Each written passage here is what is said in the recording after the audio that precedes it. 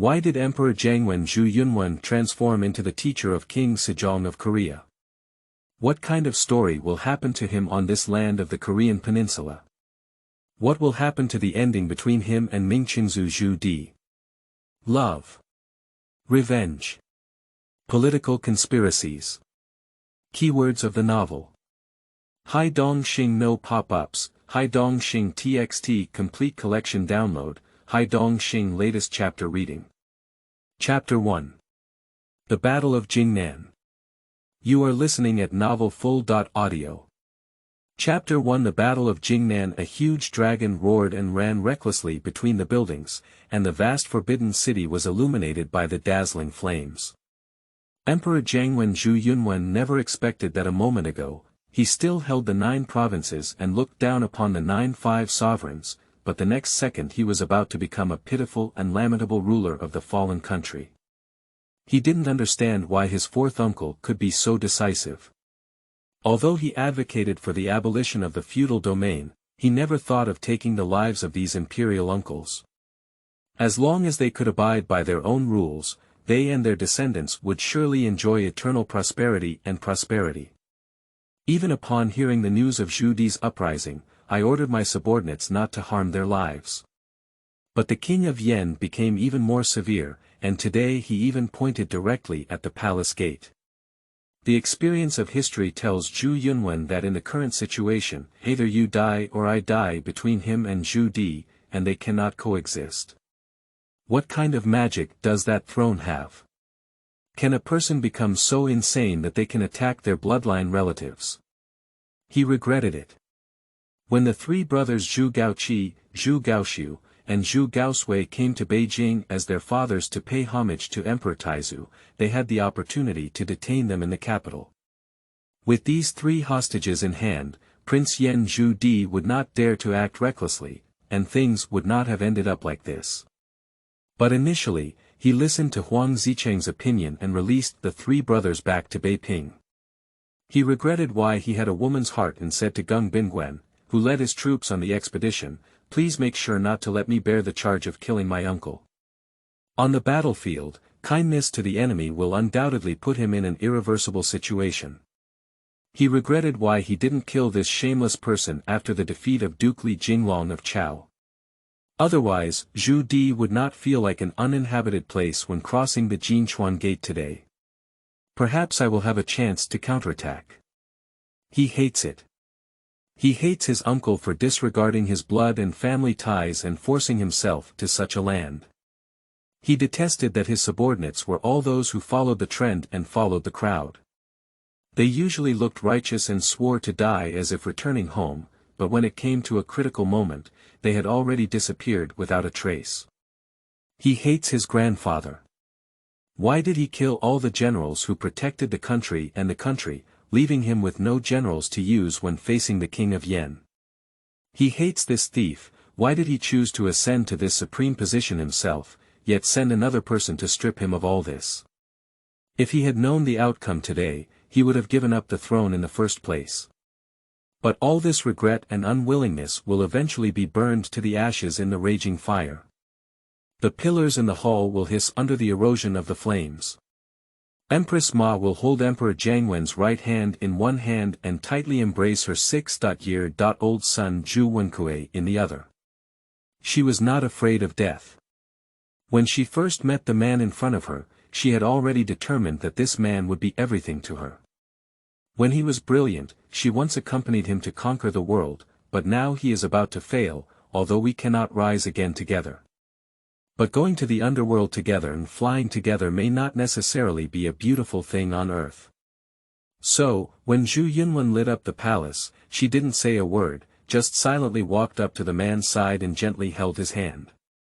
Just pitied his own child, he had not yet tried the beauty of the world, and was about to die like this.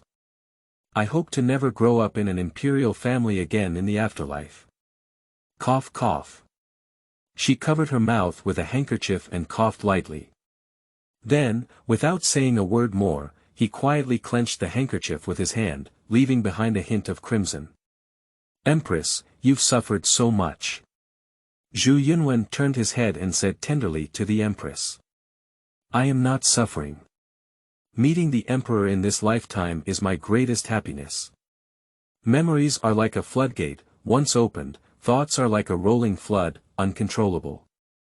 As the imperial capital, Yingtian Prefecture has always been prosperous in commerce and bustling with people. Boss, how much does Zhang Zidwan's along the river during the Qingming festival cost? Young master, you really have a keen eye. You immediately fell in love with the treasure of our store. This painting, along the river during the Qingming festival, was purchased by my ancestors for a large sum of money from the people of the Song court. It was originally a priceless treasure.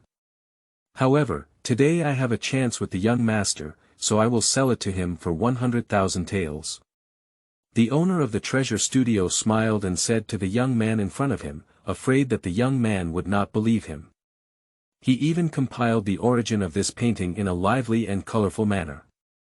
In fact, he spent 50,000 taels to purchase this painting from an antique dealer in Bianjing.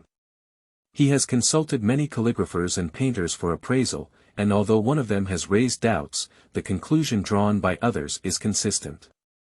This painting is the authentic work of Zhang Zidwan, a master calligrapher and painter of the northern Song dynasty. So he kept hanging this painting in the most prominent position in the store. However, the merchant pursued profit and always believed that if this painting was purchased directly from the court, its authenticity would be even more undeniable and the price would be higher. That's why we have the previous argument.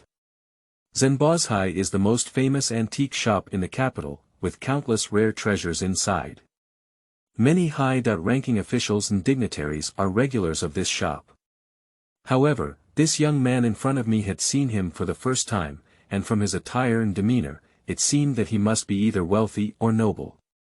So, the boss was very polite to Zhu Yunwen, who was on a visit in micro-clothing. Zhu Yunwen nodded and gestured to his attendant, who then took out a large stack of silver notes from his arms. Looking at the pile of silver bills, the owner of the treasure studio's eyes suddenly lit up. Wait a minute. Just as both sides were preparing to trade, a slender hand pressed against the pile of silver bills. Everyone's gaze couldn't help but turn towards the direction of the sound. The person who said this was a girl of about 14 or 15 years old, with bright eyes and white teeth, skin as smooth as cream, and a faint fragrance emanating from her light veil. Next to her was a maid-like woman, who seemed to be a young lady from an official family. I don't know why, but when Zhu Yunwen first saw this young lady, he couldn't help but think of a poem like Chui Mei Kai, Jiao Heng Yuan Xiu, Green Temples Slanting, Thick Dyed Spring Smoke. Miss, what do you mean by this? The owner of the treasure studio, who had been disturbed by the incident, wanted to get angry, but when he saw the woman in front of him dressed in clothes and knew that he was not an ordinary person, he lowered his anger and asked reluctantly. Your painting is fake, isn't it? Said the woman. Miss, you can eat randomly, but you can't talk nonsense. My ancestor bought this painting from the court of the Song dynasty for a lot of money. How can you say it's fake? The boss's face became even more ugly. I'm not sure how your painting came about, but I know the true, along the river during the Qingming festival, is hidden in the palace. If your painting is genuine, then it should have been stolen from the palace. According to the laws of the Ming dynasty, those who steal palace finances will be executed by Ling Qi and the 3 tribes will be exterminated. Even if you didn't steal this painting, if you dare to take out the palace items for sale, you will inevitably end up with a personal injury. I advise you to tidy up this unknown thing as soon as possible. The woman's words were strong and powerful, as if she had seen the authentic painting before. With these words, Zhu Yunwen couldn't help but increase his interest in the woman in front of him. As the head of the Eastern Palace, he naturally knew that the true, along the river during the Qingming festival, was still collected in the imperial palace at that time. Why does he have to spend so much money to buy a fake? The reason lies in the Korean envoy who will soon arrive in Beijing in 3 days. After establishing the Korean regime, Goryeo General Li Sui continued to implement a major policy towards the Ming dynasty. Although Emperor Hongwu believed that Li Sui's position was not upright, his personal evaluation of Li Qinggui was also not high. However, given his pro-Ming attitude, he still passively acknowledged the legitimacy of the Li Qinggui regime. From then on, the Joseon dynasty replaced the Goryeo dynasty as a vassal state of the Ming dynasty, paying tribute year after year and coming to court year after year. In order to demonstrate the power of the heavenly kingdom, Zhu Yuanzhang also rewarded many gifts every time. However, in recent years, due to Zhu Yuanzhang's belief that Li Qinggui sent people to impersonate Japanese pirates and plunder the coastal areas of the Ming dynasty, and the gratitude forms submitted by Li Qinggui contained derogatory words, the relationship between the two countries has immediately become tense. This time, Zhu Yuanzhang issued an ultimatum to North Korea, demanding that Li Qinggui send his son to escort the pirates who had invaded the coast of the Ming dynasty, as revealed by Huda, into Beijing. Zhu Yuanzhang thought to himself that if Li Qinggui followed his instructions, the suzerain-vassal relationship between the two countries would be restored. If Li Qinggui was disobeyed by Yin, the Ming dynasty's cavalry would soon conquer the Korean Peninsula. Zhu Yuanzhang did not expect Li Qinggui to respond so quickly. In the 27th year of the Hongwu reign, Li Qinggui dispatched his fifth son, Li Fang, to lead a delegation of envoys to the Ming dynasty. Upon learning this news, Zhu Yuanzhang summoned Zhu Yunwen and asked him to prepare for this tribute and return gift. This is the first time since Zhu Yunwen became the crown prince that Zhu Yuanzhang has asked him to handle diplomatic affairs. However, it is possible that previous events have still left Zhu Yuanzhang feeling stuck in his throat.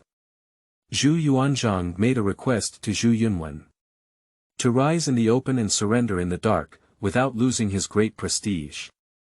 Rising in the open and falling in the dark, without losing the grandeur of the Ming dynasty. This is a bit difficult for Zhu Yunwen. So, we can't reward you with gold, silver, jewelry, and silk as usual. Otherwise, if the quantity is incorrect, discerning people can tell at a glance. Since we cannot tamper with quantity, we can only focus on quality. Many eunuchs in the palace were from North Korea, and Zhu Yunwen learned from them that the envoy Li Fangyuan, like himself, loved calligraphy and painting. Are you passionate about calligraphy and painting? Then give him a painting, but of course, the calligraphy and painting in the palace are not feasible, otherwise it would go against Zhu Yuanzhang's vision. Since it's not possible in the palace, why not go outside the palace and see if you can find something suitable? At first glance, Zhu Yunwen fell in love with the painting along the river during the Qingming festival in the treasure studio. The superb art of this painting is not inferior to the authentic work in the palace. It can be said that if it is placed together with authentic artifacts in the palace, even experts in treasure appreciation find it difficult to distinguish who is true and who is fake. Although the price of this painting is not very cheap, 100,000 taels of silver is undoubtedly insignificant compared to the previously gifted property to the North Korean mission. So without hesitation, he instructed his subordinates to buy this painting. Unexpectedly, she was stopped by a little girl. But why would she know about things in the palace? Judging from her appearance, she is definitely not a palace maid. Also, who is she? On this special day, publish the first chapter of my novel. I hope everyone can enjoy it, and I also hope that all candidates will be ranked on the gold list. This novel draws on some historical facts, but it is not equivalent to official history. Some of the content may differ from history. Please have your opinion. If you have any suggestions or ideas, please feel free to contact me at any time. Thank you. End of this chapter. Chapter 2. Ma Yuying. You are listening at novelfull.audio. Chapter 2. Ma Yuying. Diao Chan's various charms cannot match your furrowed willow eyebrows, and Shisher's countless glances cannot match your pout. Although Zhao Jun is beautiful, in my heart, you are even more beautiful. No matter how light the flying swallow is, it cannot dance a dreamy ballet like you in my heart. Appreciation is appreciation, you don't have to think I'm hypocritical. Love is love, I don't need to wear sweet lips. Although I may not be as bold as the tyrant, I can provide you with the best comfort when you are feeling down. You don't have to believe in flying together, love in the world is never too perfect. It is precisely because of imperfection that I pursue perfection. And you are the most beautiful in my heart. The woman in front of Zhu Yunwen was none other than Ma Yuying, the daughter of the current Guanlu Shaoqing Ma Quan. Coincidentally, in the early years of Hongwu, Ma Quan was only a local supervisor of the county, but he accidentally got Zhang Ziduan's picture of the river during the Qingming festival, and later he dedicated it to Zhu Yuanzhang. Zhu Yuanzhang was overjoyed and promoted him 2 levels in a row. Later, Ma Quan rose steadily in the officialdom and finally reached his current position. Of course, Zhu Yunwen didn't know these things, and he didn't care about them either. He only knew that at the moment of eye contact with the woman in front of him, the softest part of his heart was inadvertently touched. I always deal with people of all kinds, and the boss of the treasure studio is best at observing words and expressions.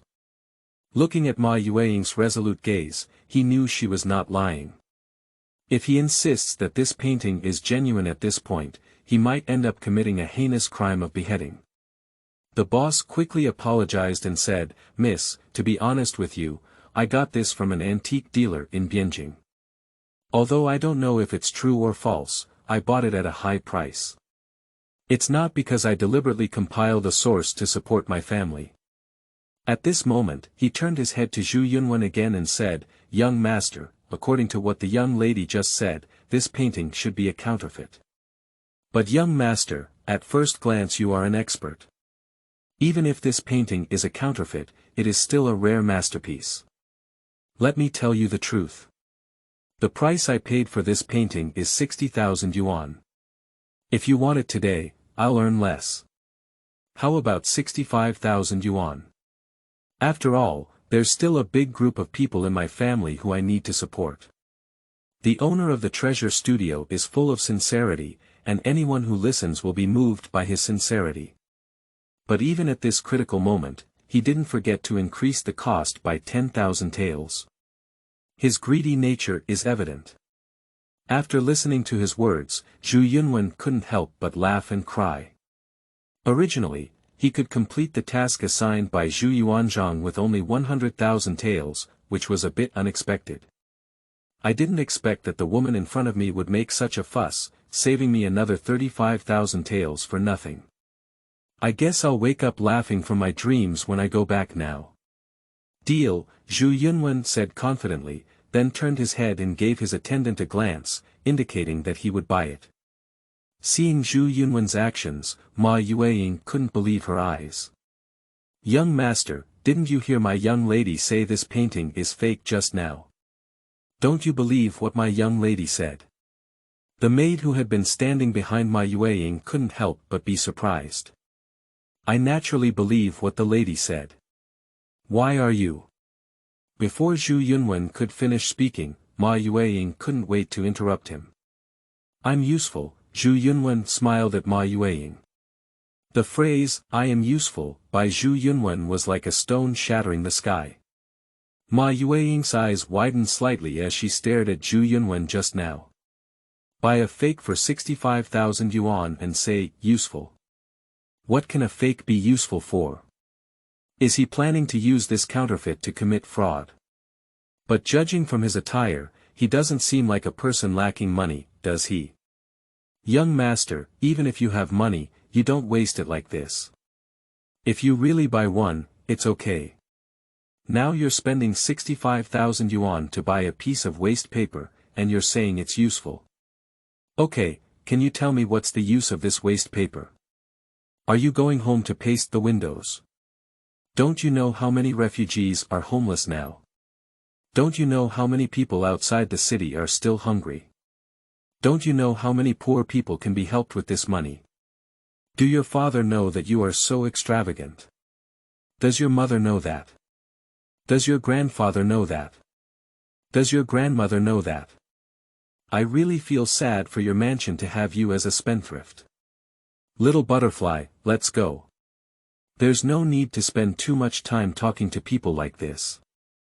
After finishing speaking, she grabbed the maid's hand and walked out with a huff.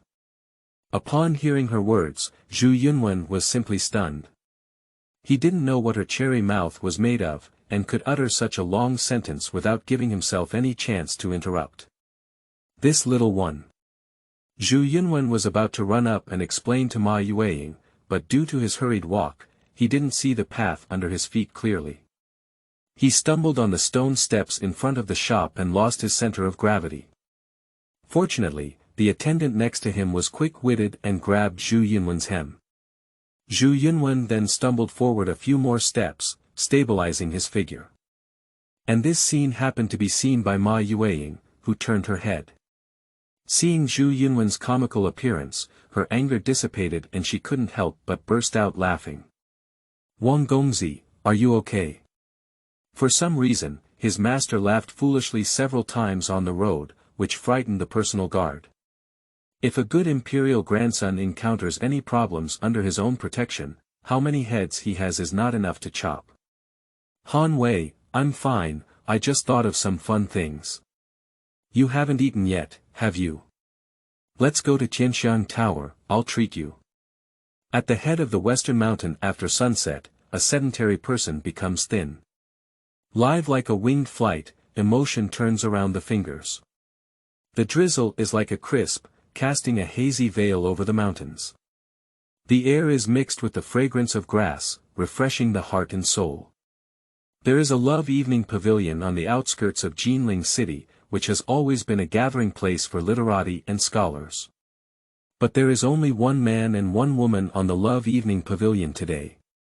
Not far away, the experts inside are hiding in the grass, closely monitoring every move around.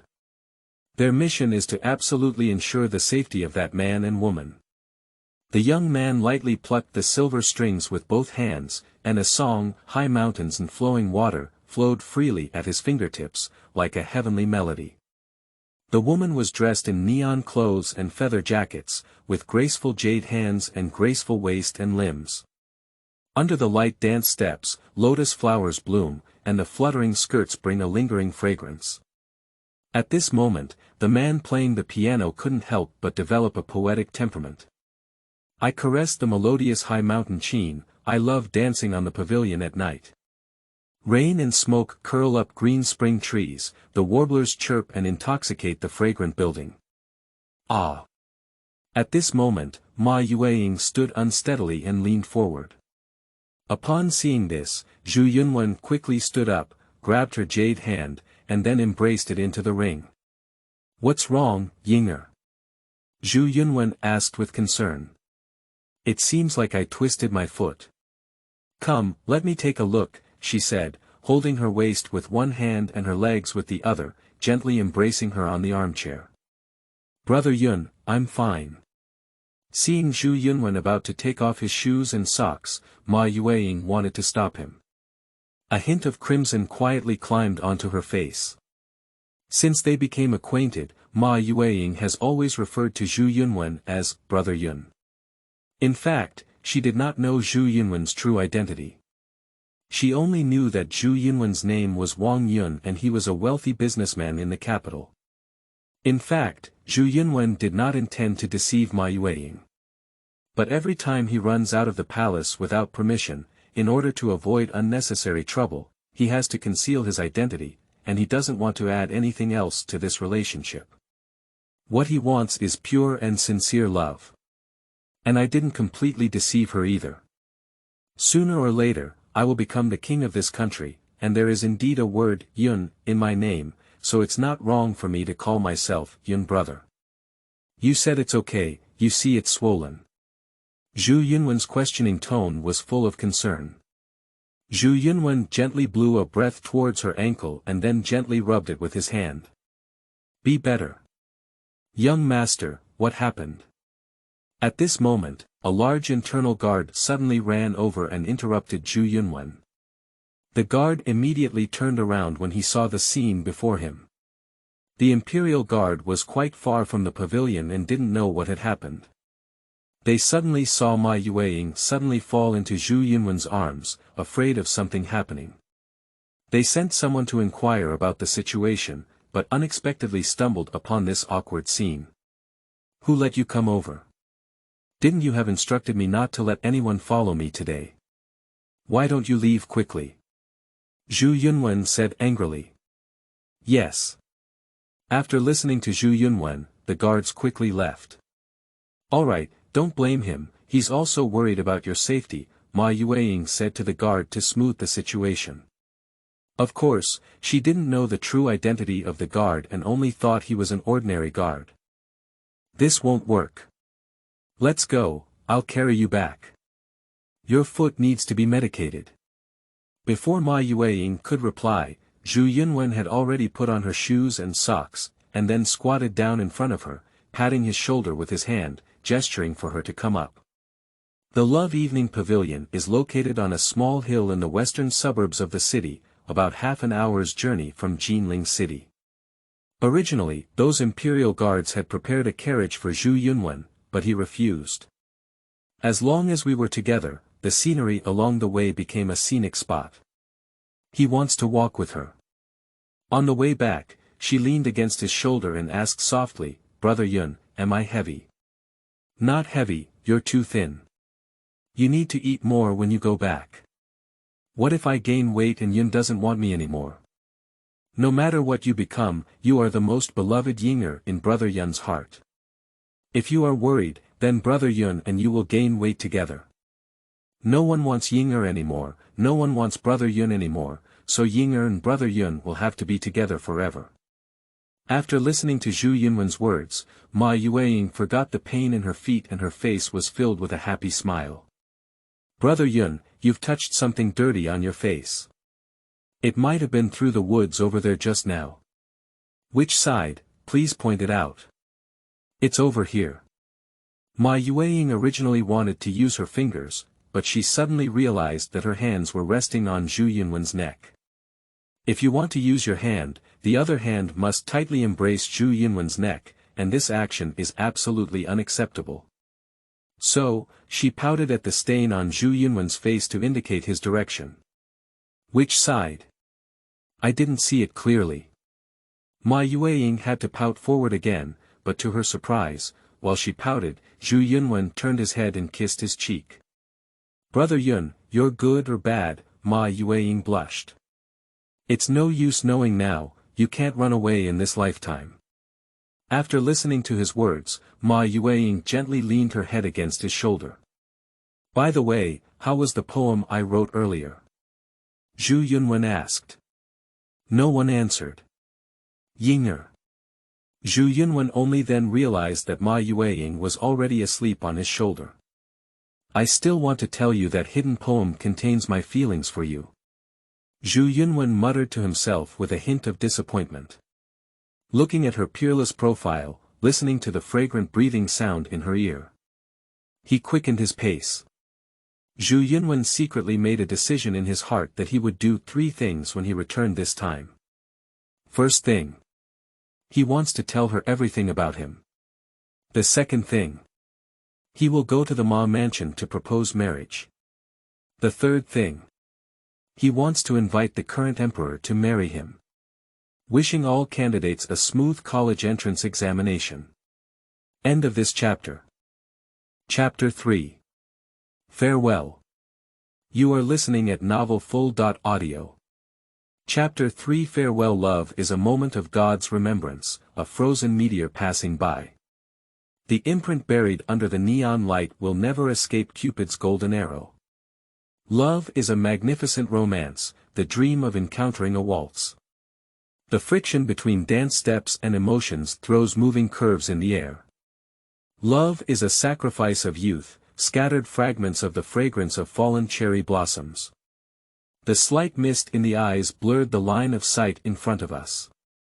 Love is a fatal weakness, lost in the moment when the heartbeat disappears, the bitterness of red wine blends into the blood, quietly becoming a silent farewell. The sky is gray and it looks like it will rain soon. Zhu Yunwen and Ma Yuying walked slowly on the suburban road. A few black crows were croaking, occasionally shaking their arms and soaring from the bare branches, highlighting an indescribable loneliness and desolation. Not long ago, the court received news that Yangzhou would surrender without fighting. The geographical location of Yangzhou is really important. Everyone knows what it means to lose Yangzhou. The situation of this war has already begun to be controlled by Prince Yan Zhu Di. What will happen to myself and the beloved man in front of me? Looking at everything around her, Ma Yuying couldn't help but feel a myriad of emotions. Peach blossoms spread far and wide in several places. Mandarin ducks play in the water, causing countless evil spirits. Let Wang Wan live in front of the woman's house, and the path is winding without seeing Shin Yuan Road. The wind warms the sun, pouring down the beams and wishing the tomb. Butterflies fly together, helpless and helpless. With smiles and tears, I gather people's words, conquering the jade Xing outside the Green Mountains. At this moment, she wished to retire to the mountains and forests with him, abandoning the wealth and prosperity of the world, and only paying attention to the vegetables, rice, oil, salt, soy sauce, vinegar, and tea that belonged to them. However, she knew that the man in front of her was different from other men in the world, and he had an undeniable responsibility. Where is one's home where he is, and since he is here, where can one go? Empress, take Wen Kuei and Wen Gui to seek refuge before the rebels invade the capital. The current situation in this war is unpredictable, in case. Wherever your majesty is, my concubine is. Before Zhu Yunwen finished speaking, Ma Yuying had already raised her hand and gently covered Zhu Yunwen's mouth. Empress, this time I'm not joking. The ones I can't rest assured of the most are you and the two emperors. If you stay here, I'll be distracted. Besides, I haven't lost yet. I promise you that as long as I quell this rebellion, I will immediately take you and the emperor back to the palace. Zhu Yunwen's tone revealed a hint of anxiety. Your Majesty, please don't say anything. I'll just ask you, if my concubine also faces a situation of life and death, will your Majesty leave my concubine alone? After listening to her words, Zhu Yunwen didn't say a word, just gently embraced the woman in front of him. Flames spread throughout the sky, like mountains and seas. Zhu Yunwen took out a medicine bottle from his pocket and poured out 3 brown pills from it. This is the sweat-inducing medicine specially made by Thai hospital. Sun you drunk. After taking this medicine, if the antidote is not taken, it can make people fall asleep for a full month. In order to alleviate the pain caused by the burning flames, Zhu Yunwen and the others planned to take this medication. Your Majesty, wait a moment. I have something to say, suddenly came an urgent shout. Subconsciously, Zhu Yunwen put down his hand that reached towards his lips and followed the sound. At the end of the conversation, he saw a person soaked all over, with clothes on his head, hurriedly running towards the 3 of him. Originally, it was Cheng Ji, a compiler at the Hanlin Academy. Your Majesty, Empress. Empress. We haven't reached a dead end yet. When the late emperor was alive, he once left a wooden box for the emperor to open in times of danger. The box was right under the dragon couch. Cheng Ji gasped for breath. Grandpa Huang. How could he have anticipated this?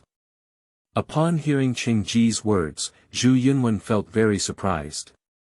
Do you still remember the time when you went to inspect the horse garden with the late emperor and the king of Yen? Upon Cheng Ji's reminder, Zhu Yunwen remembered a time when the western regions offered tribute to a group of good horses. Zhu Yuanzhang requested that he and Prince Yan Zhu Di go to inspect the horse gardens together.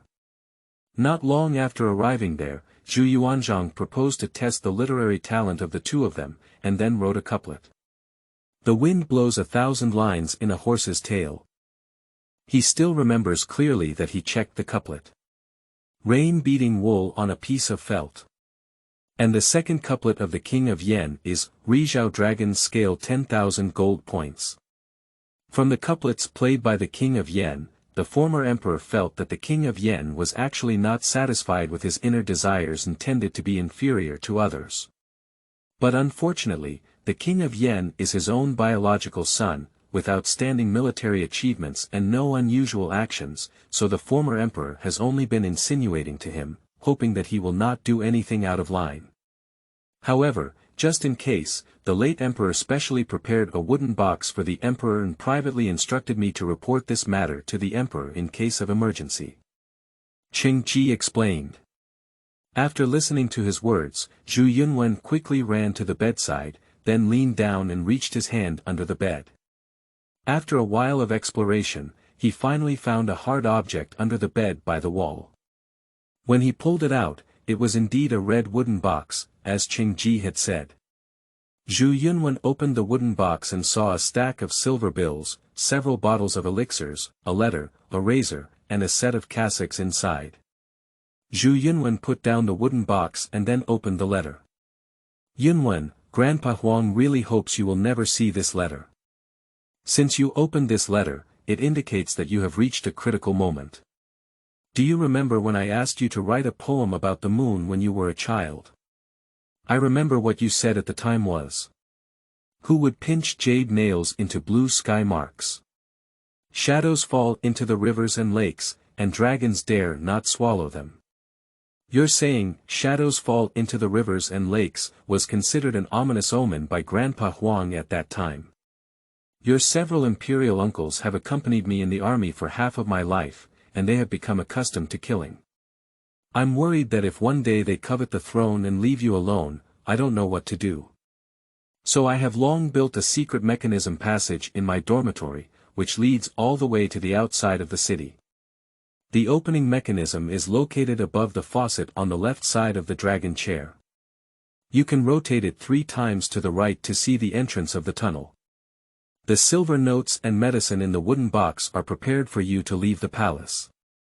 Also, if you really can't survive outside the palace, cut your hair and become a monk yourself. Although life in the temple is difficult, at least one can save their life. Please forgive Grandpa Huang's selfishness for pushing you to such a dangerous position and putting you in such a difficult situation. I'm sorry. After reading the letter, Zhu Yunwen followed the instructions left by Zhu Yuanzhang in the letter and turned the mechanism on the dragon chair. In the third moment of turning the dragon head, a loud roar suddenly came from the wall. Immediately after, a hidden door appeared on the wall behind the dragon chair. Ha ha ha. Heaven never dies me. Zhu Yunwen suddenly looked up and smiled. Your Majesty, let's go quickly. It's not advisable to stay here for a long time. The King of Yen will soon invade the palace. Qing Ji urged Zhu Yunwen to leave quickly. Empress, let's go quickly. Zhu Yunwen picked up the wooden box left by Zhu Yuanzhang and carried it into his arms. He then grabbed Ma Yuying's hand and walked towards the dark door, while Qing Ji was already leading the way with a lantern in his hand.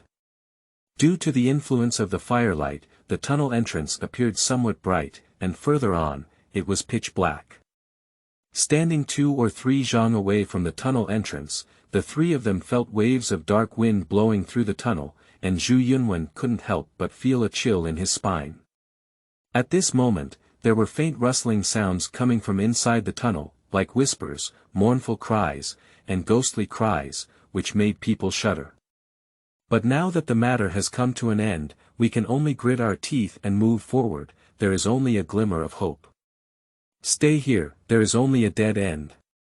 Wait. At this moment, Ma Yuying shouted to stop everyone. What's wrong? Zhu Yunwen really didn't understand how Ma Yuying could say such a thing at this critical moment. I left my handkerchief outside, I'll go. At this moment, Ma Yuying paused and continued, I'll go pick it up. The Emperor and Lord Qing are waiting for me here, and I'll go back as soon as I go. Empress, don't worry about any handkerchiefs at this time.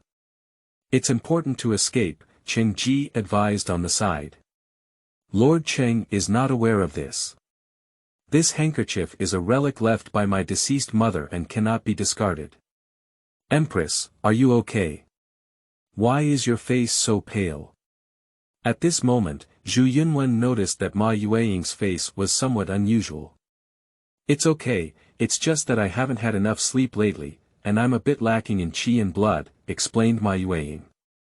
Empress, let me go with you, Zhu Yunwen suggested. No need, Emperor. It's just a few steps. Besides, Queer is still here. At this moment, Ma Yuying smiled at Zhu Yunwen. Ma Yuying gently lowered Zhu Wenkui in her arms, bent down, and said softly, Queer, you must stay by the side of your father. Remember, listen to your father's words well. Yes, Empress Mother, Zhu Wenkui agreed. After speaking, Ma Yuying turned back to the fire once again.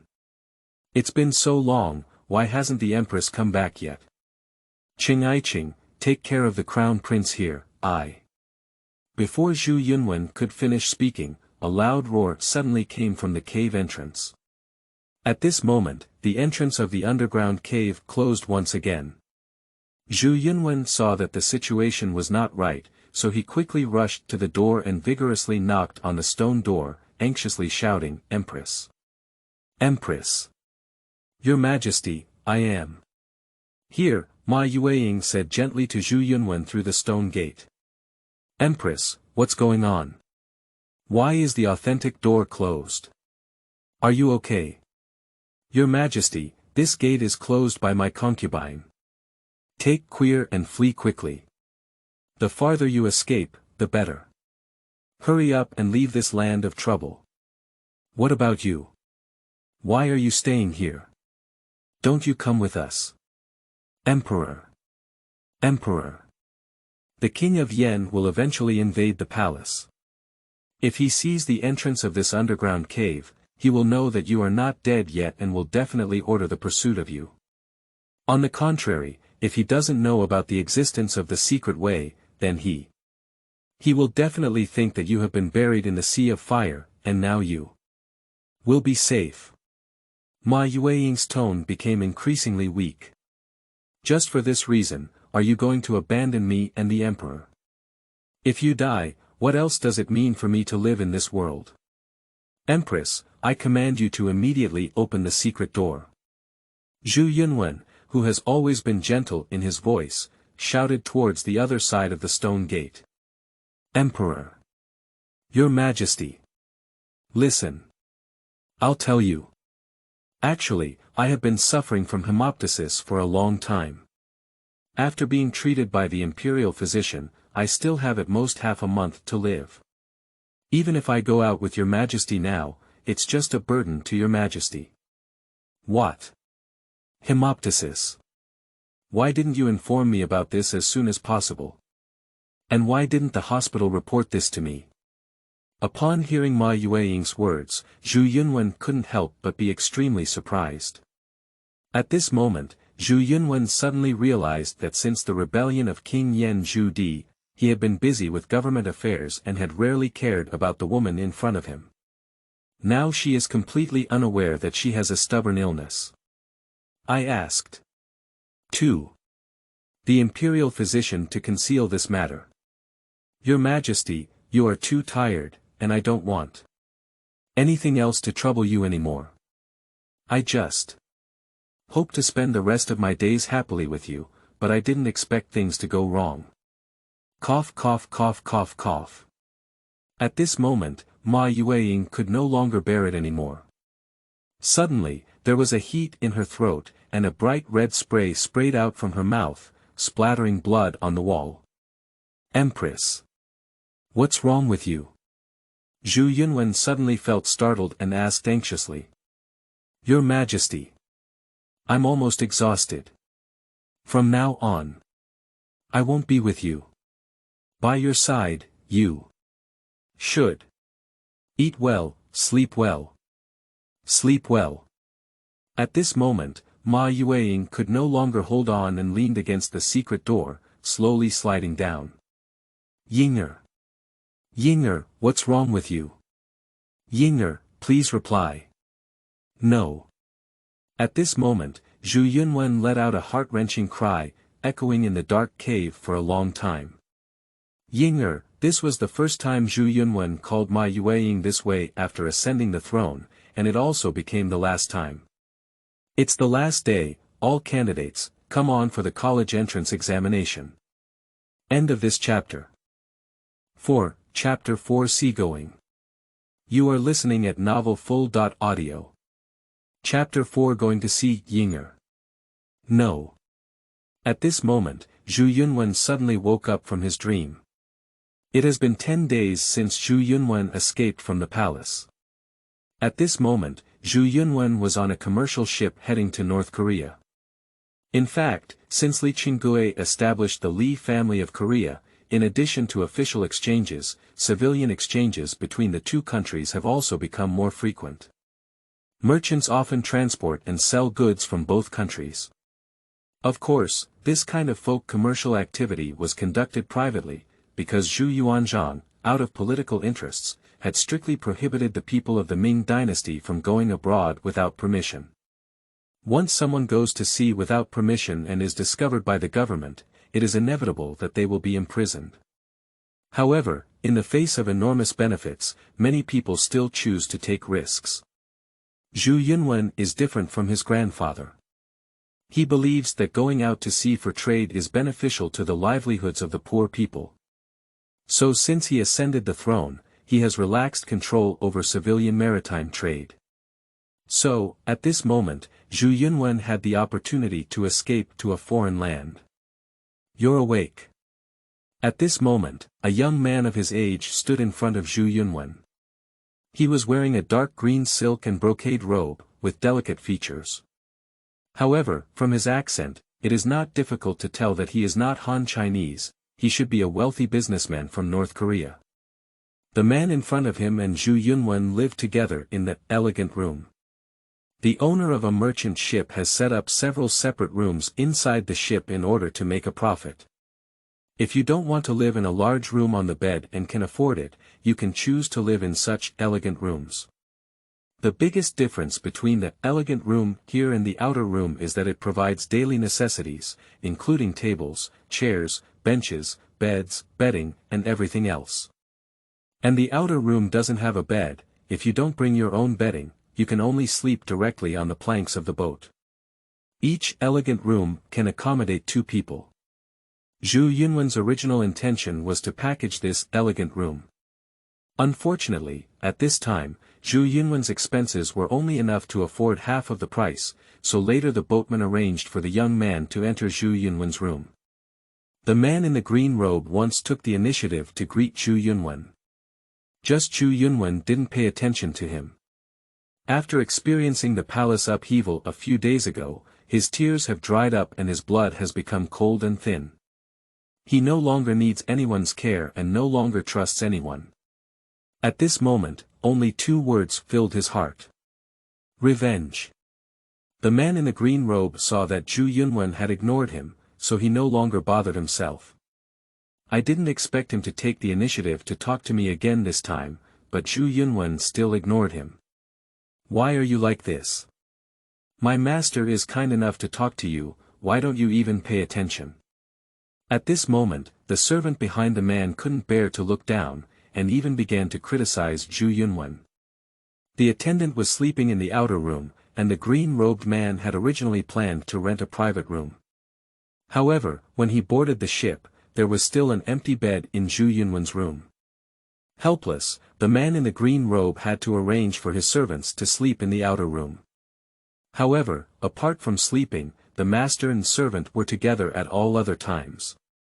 Jingnan, don't be impolite. At this moment, the man scolded the servant behind him. Zhu Yunwen still didn't say a word, just flipped over on the bed and turned his back to the master and servant. Sir, your meal has arrived. At this moment, a person carrying several bowls of food walked into the room and placed them on the dining table, smiling at the man in the green robe.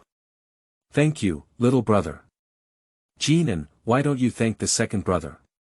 At this moment, the man in the green robe turned his head towards his servant. Jingnan immediately understood the master's meaning and took out a silver ingot from his bundle, handing it to the boatman. Thank you, high-ranking official. Looking at the shiny silver ingot, the boatman smiled even happier. The boatman particularly likes to deliver meals to this green-robed man because he can always receive a tip from him. When the boatman left the room, he glanced at Zhu Yunwen with his back to him, his eyes showing a hint of disdain. Perhaps it's because Zhu Yunwen never gave him a tip, not to mention a tip, he hasn't even ordered a meal since he boarded the ship. If you don't have money, why do you learn from others to make a swollen face and pretend to be fat? Do you want to sleep in a private room? Whether it's the big house outside or the elegant room inside, they don't care about food.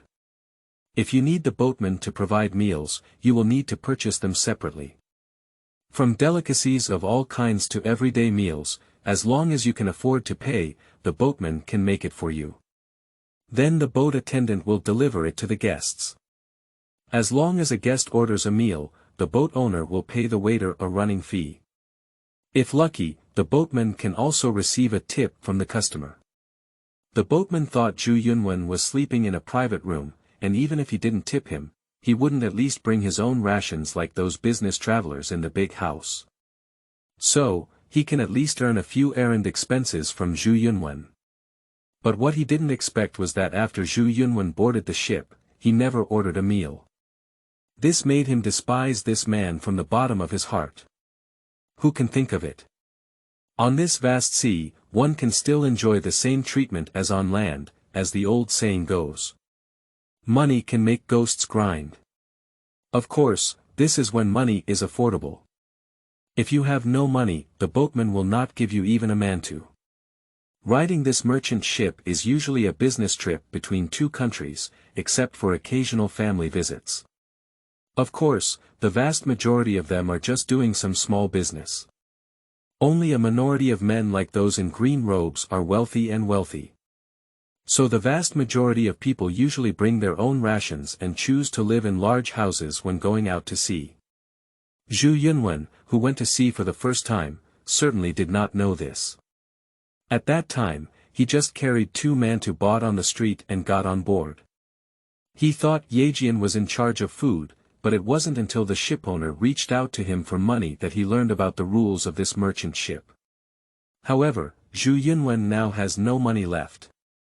All the silver on his body has been used to pay for the expenses of this elegant room, and these silver coins were obtained by him as a personal jade pendant. He originally wanted to exchange his medication with the ship owner for some food, but was refused.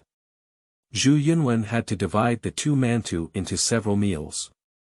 However, even if he was thrifty, 2 mantu would not last long.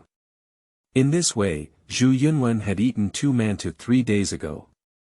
During these 3 days, Zhu Yunwen had not yet reached the inch of rice and was so hungry that he couldn't bear it. He drank some water to satisfy his hunger and then went straight to sleep. Only in his sleep does he not feel hungry. So, although it was already the hour and the time for everyone to have dinner, Zhu Yunwen had been sleeping in bed for a long time. However, he had just dreamt of the scenes he had encountered in the palace that day and woke up with a start.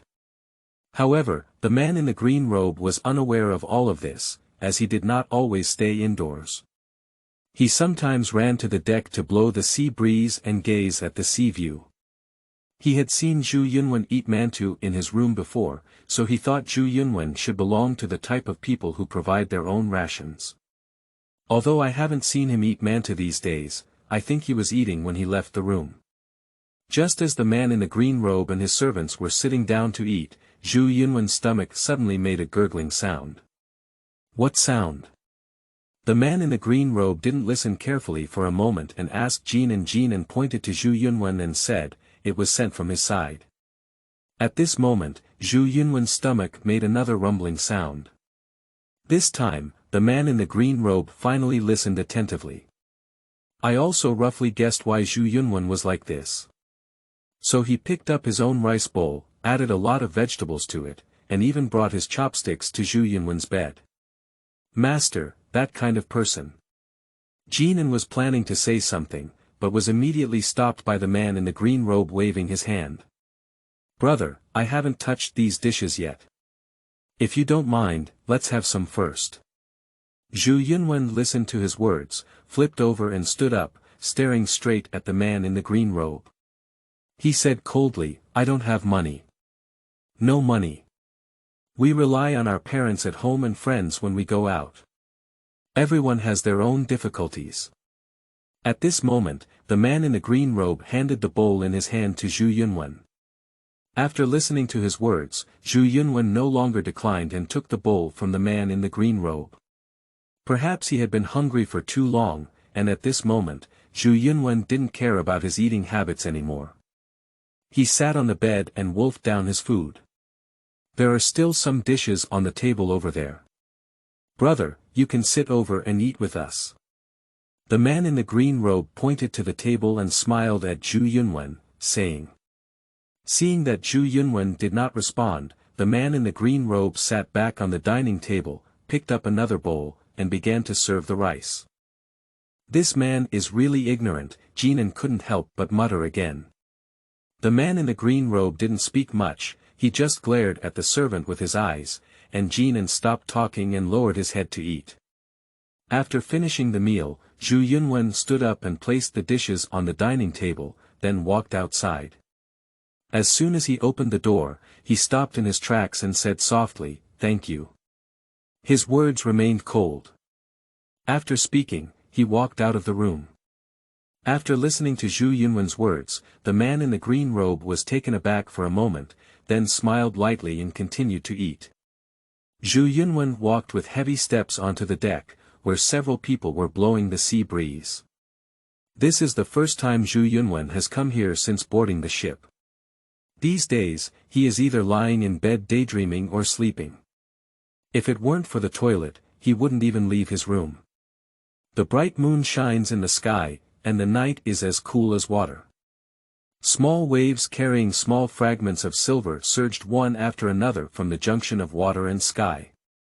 Looking at everything in front of him, Zhu Yunwen couldn't help but lean against the railing and recite. After being imprisoned in the martial arts world for 40 years, Xiao Xiaohua's hair had already grown. Where is the home of hatred in heaven and earth? Jianghan is merciless and the water flows freely. The clouds scattered in the Chang'e Palace, and there were 2 sorrows on the Chaoyuan Pavilion. The Xinpu willow is green every year, and the wild old man swallows and cries endlessly. Queer, Geyer, are you all okay? At this moment, Zhu Yunwen couldn't help but think of his 2 sons. After Zhu Yunwen and Empress Ma got married, Empress Ma gave birth to 2 sons for him, Zhu Wenkui and Zhu Wengui. On the day Zhu Yunwen set himself on fire, Empress Ma had planned to leave with her 2 children.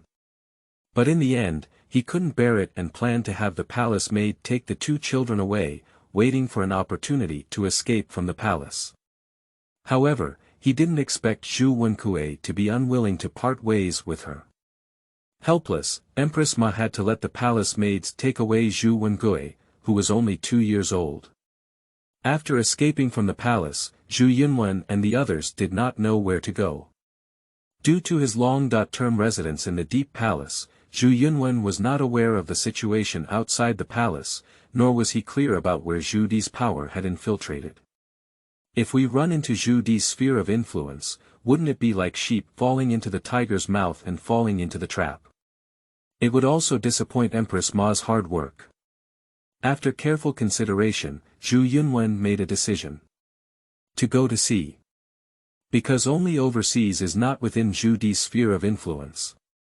The most important thing now is to ensure one's own life. Leaving the Green Mountains behind is not afraid of not having firewood to burn. He firmly believed that as long as he could survive this time, he would definitely repay Zhu Di with countless times the pain he had inflicted on him. Just in case, he didn't take Zhu Wenkui away. He believed that Zhu Wenkui would be safer without him. So he entrusted Zhu Wenkui to Qingji, then only took out a silver ticket and some medicine from the wooden box, and hurriedly set off alone. Recalling the days after separating from Qingji, Zhu Yunwen couldn't help but feel mixed emotions. I thought that if I could escape from the palace, there might be some turning point in my life, but I didn't expect that my house would leak and it would rain continuously at night. Not long after he separated from Qingji, the only silver ticket on his body was stolen by a thief. Helpless, he had to go to the pawn shop and pawn his personal jade pendant to make ends meet. Later, he was publicly insulted by several local ruffians and thugs at the market.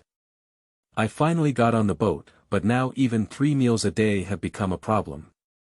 What is the scenery to the east of the sea? Where will one's future go? Looking at the vast sea, Zhu Yunwen couldn't help but fall into contemplation. Dear everyone, starting from now, I will recommend some books. I don't know who they are. I don't know what their works are like. It's not easy for each of us to write online articles, and sometimes what we lack may not be talent, but opportunities. So, I want to help those buddies. Why don't you click and take a look? Maybe you will come across your favorite works.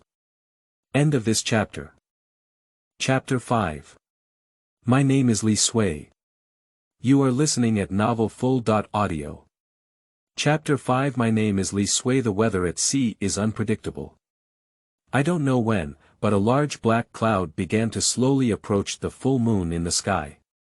Until now, the entire moon has been almost completely obscured by that dark cloud, leaving only a strange halo leaking out from the edge of the cloud layer.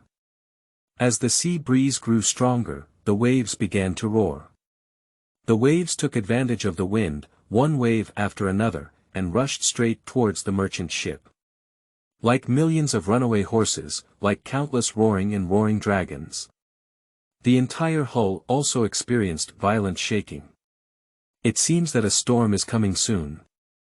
The boatman who had just been cooling off on the deck hurriedly walked back to the cabin upon seeing this.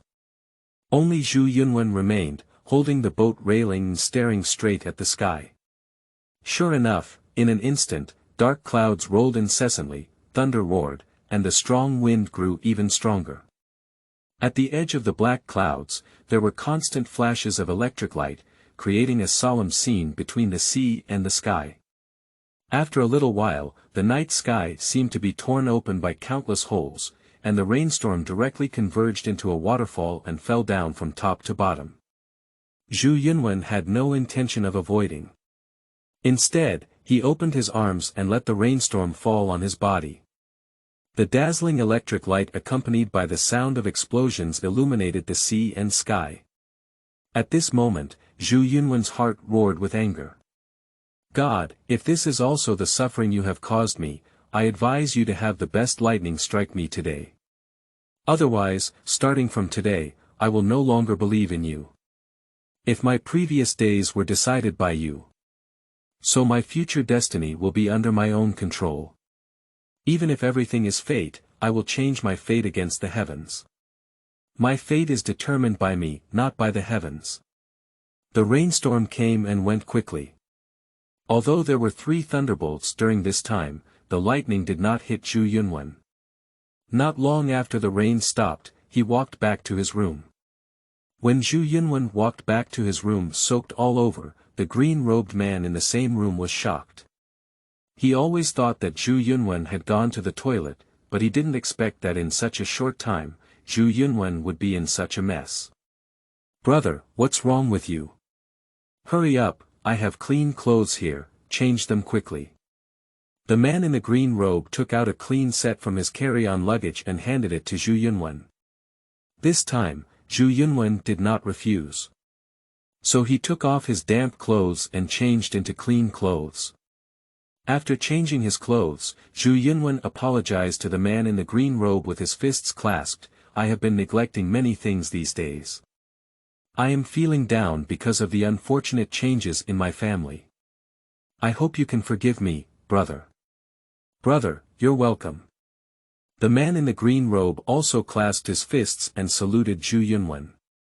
After the baptism of the rainstorm just now, Zhu Yunwen's entire outlook on life, world outlook and values have changed. From then on, there was nothing else in his heart, and loyalty, filial piety, righteousness, propriety, integrity, and shame became worthless to him. What remains in his heart is only the word revenge. If you tell him that taking his life can help him seek revenge, he will not hesitate to insert a sharp blade into his chest. So, from now on, he decided to make full use of all the people and things around him that could be utilized. And his intuition told him that the man in the green robe in front of him was someone he could use. Since then, Zhu Yunwen and the man in the green robe have become acquainted. From the mouth of the man in the green robe, Zhu Yunwen also largely understood his background. The man in the green robe is named Jin Shiho, who is 1 year older than Zhu Yunwen. As Zhu Yunwen had anticipated, he was not Han Chinese, but Korean. Jin Shiho's father was originally an ordinary farmer born during the Goryeo period. Back then, due to Li Chengzu's mutiny, there was a great deal of war on the Korean mainland. To escape the war, the whole family moved to live along the coast of Daming. After Jin Shiho grew a little longer, he started trading between the two countries. Due to his flexible mind and sincere demeanor, his foreign trade business is becoming increasingly successful. Later, Jin Shiho expanded his business territory to various industries and became a wealthy businessman who could rival his country. What Zhu Yunwen didn't expect was that even the behind-the-scenes owner of the treasure house where he and Empress Ma met was Jin Shiho. The purpose of Jin Shiho's visit to North Korea this time was not to do business, but to bring his fiancée Ae's family to Daming. I am not familiar with this fiancée Ae Jin Shiho, but I know her name is Chui and Kai. This marriage was arranged by the parents of both parties. Chui and Kai's family was located next to the Jin family at the time, and the relationship between the two families was very good. Therefore, when the two children were very young, the parents of both parties made a marriage agreement. However, later due to the war, the two families dispersed. Although Jin Shiho's father has inquired about the Chui family from multiple sources, he has been unable to do so. Until recently, Father Jin only received a letter from the Chui family bringing someone to Ming country. After learning about their father and daughter, Jin's father asked Jin Shiho to go to North Korea to pick them up. Jin Shiho is a gentle and filial person, although this marriage was arranged by the elders of both parties, and he doesn't even know the appearance of his fiancée Ae now. After listening to his father's words, Jin Shiho set off for North Korea without saying a word. Others have already told themselves about their family background, so of course, one cannot remain silent. So, Zhu Yunwen also fabricated his past and told Jin Shiho. Zhu Yunwen claimed to be doing some small business, but later during a transaction, a North Korean businessman tricked him out of all his savings. His purpose for going to North Korea this time is to find the businessman and recover the money he was cheated on. When Jin Shiho asked about Zhu Yunwen's name, Jingnan, Jin Shiho's attendant, happened to bring fragrant pears to the two of them. Looking at the pear in Jinnan's hand, Zhu Yunwen suddenly had an idea and said, "My name is Li Sui. Musi Li, Sui Yuan Sui." Thus, there was one less Zhu Yunwen and one more Li Sui in this world. On this day, Jin Shiho suddenly felt dizzy, with weak limbs and cold hands and feet. Upon seeing his owner fall ill, Jingnan immediately called for a ship doctor. Due to the fact that it takes several months to travel by sea from Daming to North Korea, it is common for guests to get sick during this time. So this merchant ship is equipped with 2 ship doctors. As long as it's not a complicated problem, they can solve some minor illnesses. Of course, medical treatment also requires payment. However, money has never been a problem for Jin Shiho. After diagnosis and treatment by the ship doctor, it was found that Jin Shiho had wind cold entering the body. Originally, typhoid fever was not a serious illness, just decoct a few pairs of medicine. But when the ship doctor prescribed medicine to Jin Shiho again, he realized that the quantity of ephedra was not enough. The remaining ephedra is only enough to make 1 pair of medicine. To treat Jin Shiho's wind cold, at least 3 doses are needed. There was no way, Jingnan had to take a pair of medicine and boil it for Jin Shiho first. It's better to have it than not. Now we can only hope that Jin Shiho can recover from his illness after taking this medicine. But in the past, things went against my wishes. After taking that dose of medicine, although Jin Shiho's condition briefly improved. However, due to the lack of medication to consolidate the therapeutic effect, by noon the next day, Jin Shiho's condition worsened again, and he couldn't even use his strength to eat. Jingnan is as anxious as ants on a hot pot. Although Jingnan and Jin Shiho are masters and servants, their relationship has always been good. But even if Jingnan is in a hurry, it's useless. Without it, there's nothing.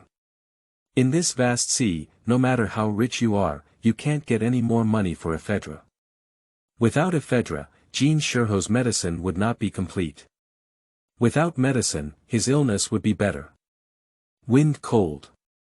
At this moment, Li Sui seemed to have thought of something and quickly opened the bag he had carried with him.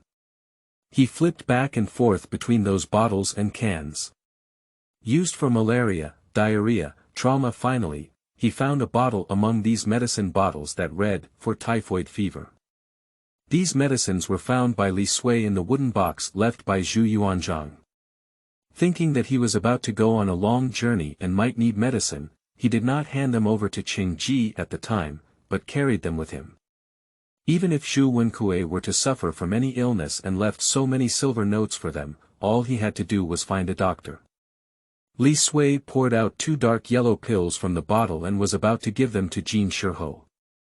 Unexpectedly, at this moment, Jingnan stopped him. "What is this?" Jingnan asked cautiously. "Cold medicine for typhoid fever." "Where did it come from?" "It was given by others." "You haven't eaten it before." "I haven't eaten it before." "If you dare to give it to my master before eating it, what if something goes wrong?" Jingnan didn't like Li Sui from the first day he saw him, so he naturally wouldn't easily believe him. "My medicine is fine. If you don't believe it, you can call the ship doctor to come and take a look." At this moment, the ship doctor came in for a follow-up visit yesterday.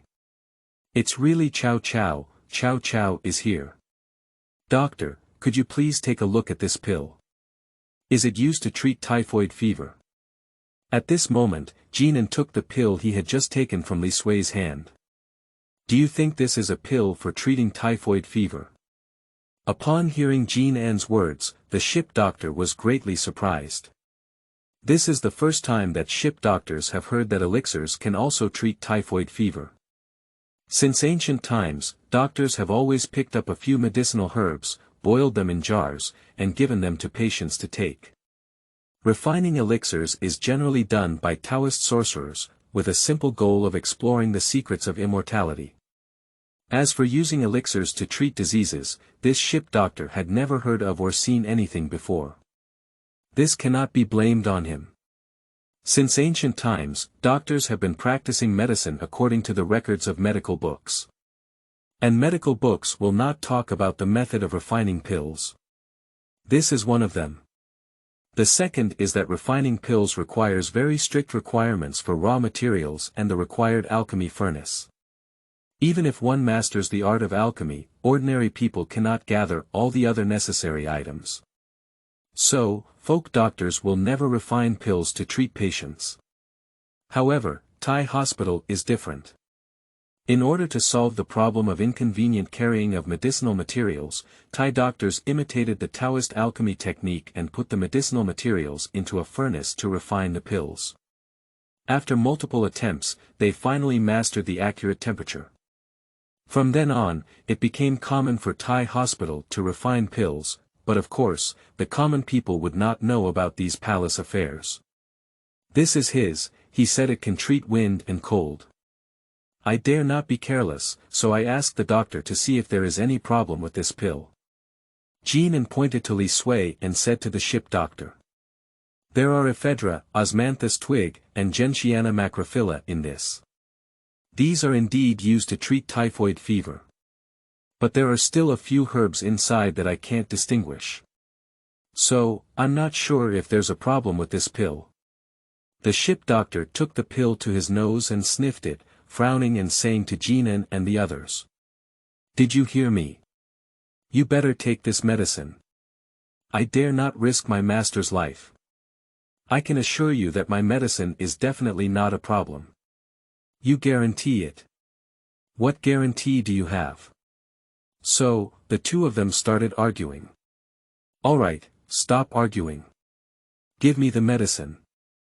I believe in brotherly, Jin Shiho, lying in bed, heard their conversation and said to them in a weak tone, But Jingnan wanted to say something more. You don't even listen to me. Give me the medicine. Before Jingnan finished speaking, Jin Shiho interrupted him. Seeing Jin Shiho's persistence, Jingnan had no choice but to hand the pill to him. After taking the pill, Jin Shiho lay down again to rest.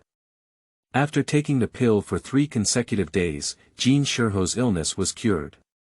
During this period, Li Sui has been taking care of Jin Shiho with Jingnan. But what no one expected was that when Jin Shiho recovered from his illness, Li Sui was infected with wind cold again. Fortunately, after only 1 day, Li Sui's illness was cured. Jin Shiho was greatly moved by Li Sui's actions these days and proposed to marry him as brothers of a different surname. Jin Shiho called for the boat attendant, prepared cattle and sheep, and the two drank alcohol and burned incense to worship heaven and earth. They did not seek to be born in the same year, month, and day, but rather sought to share blessings and difficulties. Because Jin Shiho is 1 year older than Li Sui, he is his brother and Li Sui is his younger brother. Big brother. Second brother. Jin Shiho helped Li Sui up. At this moment, the corner of Li Sui's mouth lifted a strange amplitude, revealing an imperceptible smile.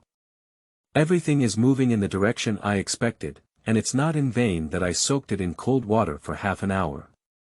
End of this chapter. Chapter 6. Sea Shock. You are listening at novelfull.audio. Chapter 6. Sea Shock. When sailing on the sea, the most feared thing is adverse weather. Delaying the trip may also bring the risk of capsizing. It is said that a few years ago, a merchant ship encountered a waterspout while sailing in this sea area. The whole ship, along with nearly 100 people on board, instantly disappeared into the vast sea. Fortunately, Li Sui did not encounter any other bad weather on the boat except for the sudden rainstorm that night. The ship sailed calmly on the sea for over a month. However, all of this was just the tranquility before the storm came.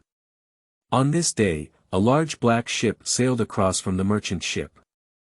On the deck of the big ship, there were about 10 people holding onto the railing and talking about something, and everything seemed to be normal.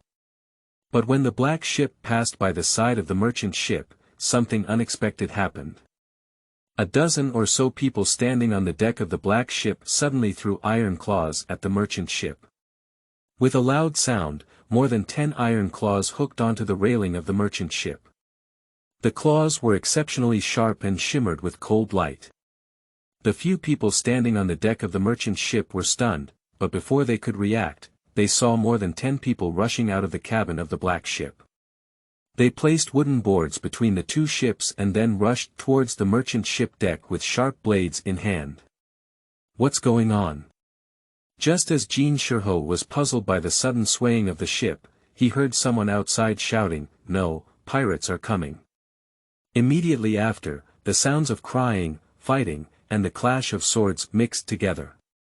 Apart from the shipwreck, it is this pirate who makes the people on board turn pale.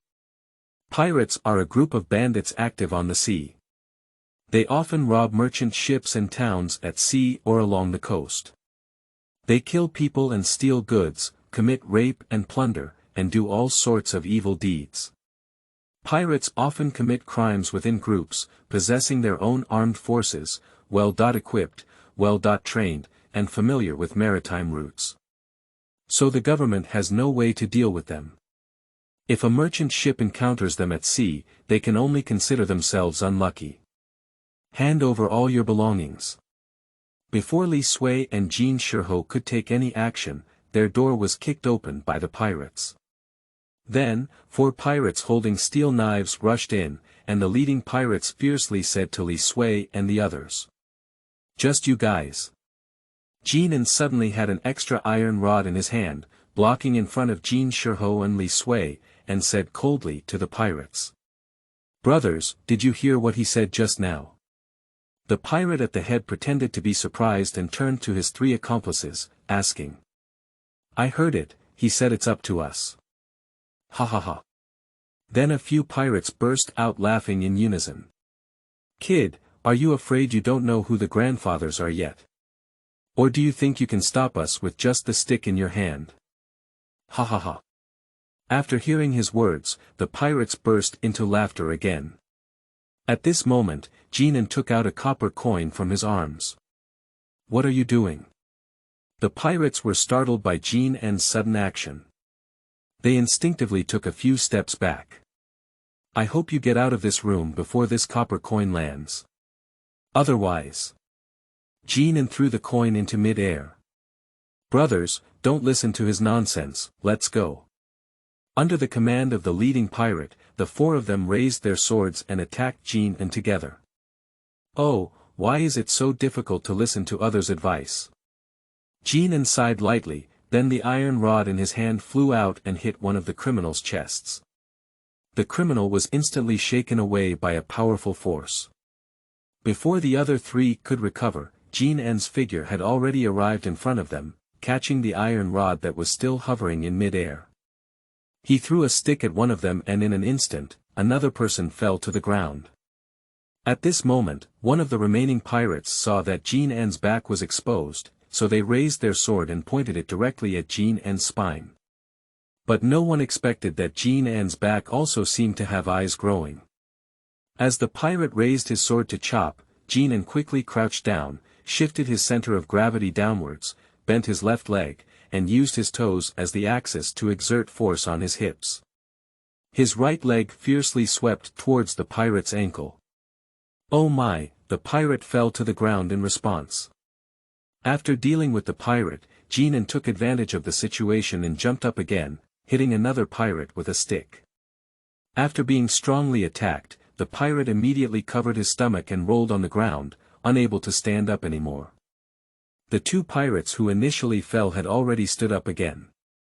Seeing that they were not opponents of Jingnan, they rushed towards Li Sui and Jin Shiho standing aside. They planned to subdue Li Sui and Jin Shiho first, and then force Jingnan to surrender. However, before they could reach Li Sui and the others, Jingnan had already appeared in front of them like a ghost, and no one could see how he moved. Seeing Jingnan suddenly appear in front of them, they had no choice but to switch their attack targets. Together, they raised their weapons and attacked Jingnan. Upon seeing this, Jingnan danced the iron rod in his hand to block their attack. A short iron rod was swayed by Jinnan's dance, making it wind-blowing freely. The iron rod fluttered in the sky, and its shadow was impenetrable. Although the two pirates didn't move slowly, after a few minutes, they didn't touch Jinnan's body. On the surface, Jingnan appears very passive, always taking action only after they attack him. When their weapon is about to hit him, he either quickly dodges or casually uses an iron rod to lightly block it. Gradually, the two pirates began to feel a bit weak, their faces began to turn red, and their breathing became increasingly rapid. At this moment, Jingnan suddenly launched a move and hit one of the pirates in the chest. The pirate suddenly felt a surge of blood and energy, and a piercing pain spread throughout his body from his chest, followed by a mouthful of blood spurting out. Damn it! Another pirate became completely angry upon seeing the situation, with a fierce expression in his eyes. He raised his knife and fiercely swung it towards Jingnan and jumped up lightly and hit him in the air, lifting his iron rod and throwing it at the pirate's head. The pirates instinctively raised their large knives above their heads to resist Jinnan's strike. With a sound of dang, the pirate's big knife flew out of his hand, and the strong shock generated by the collision of the big knife and the iron rod made the man's tiger mouth tremble with pain.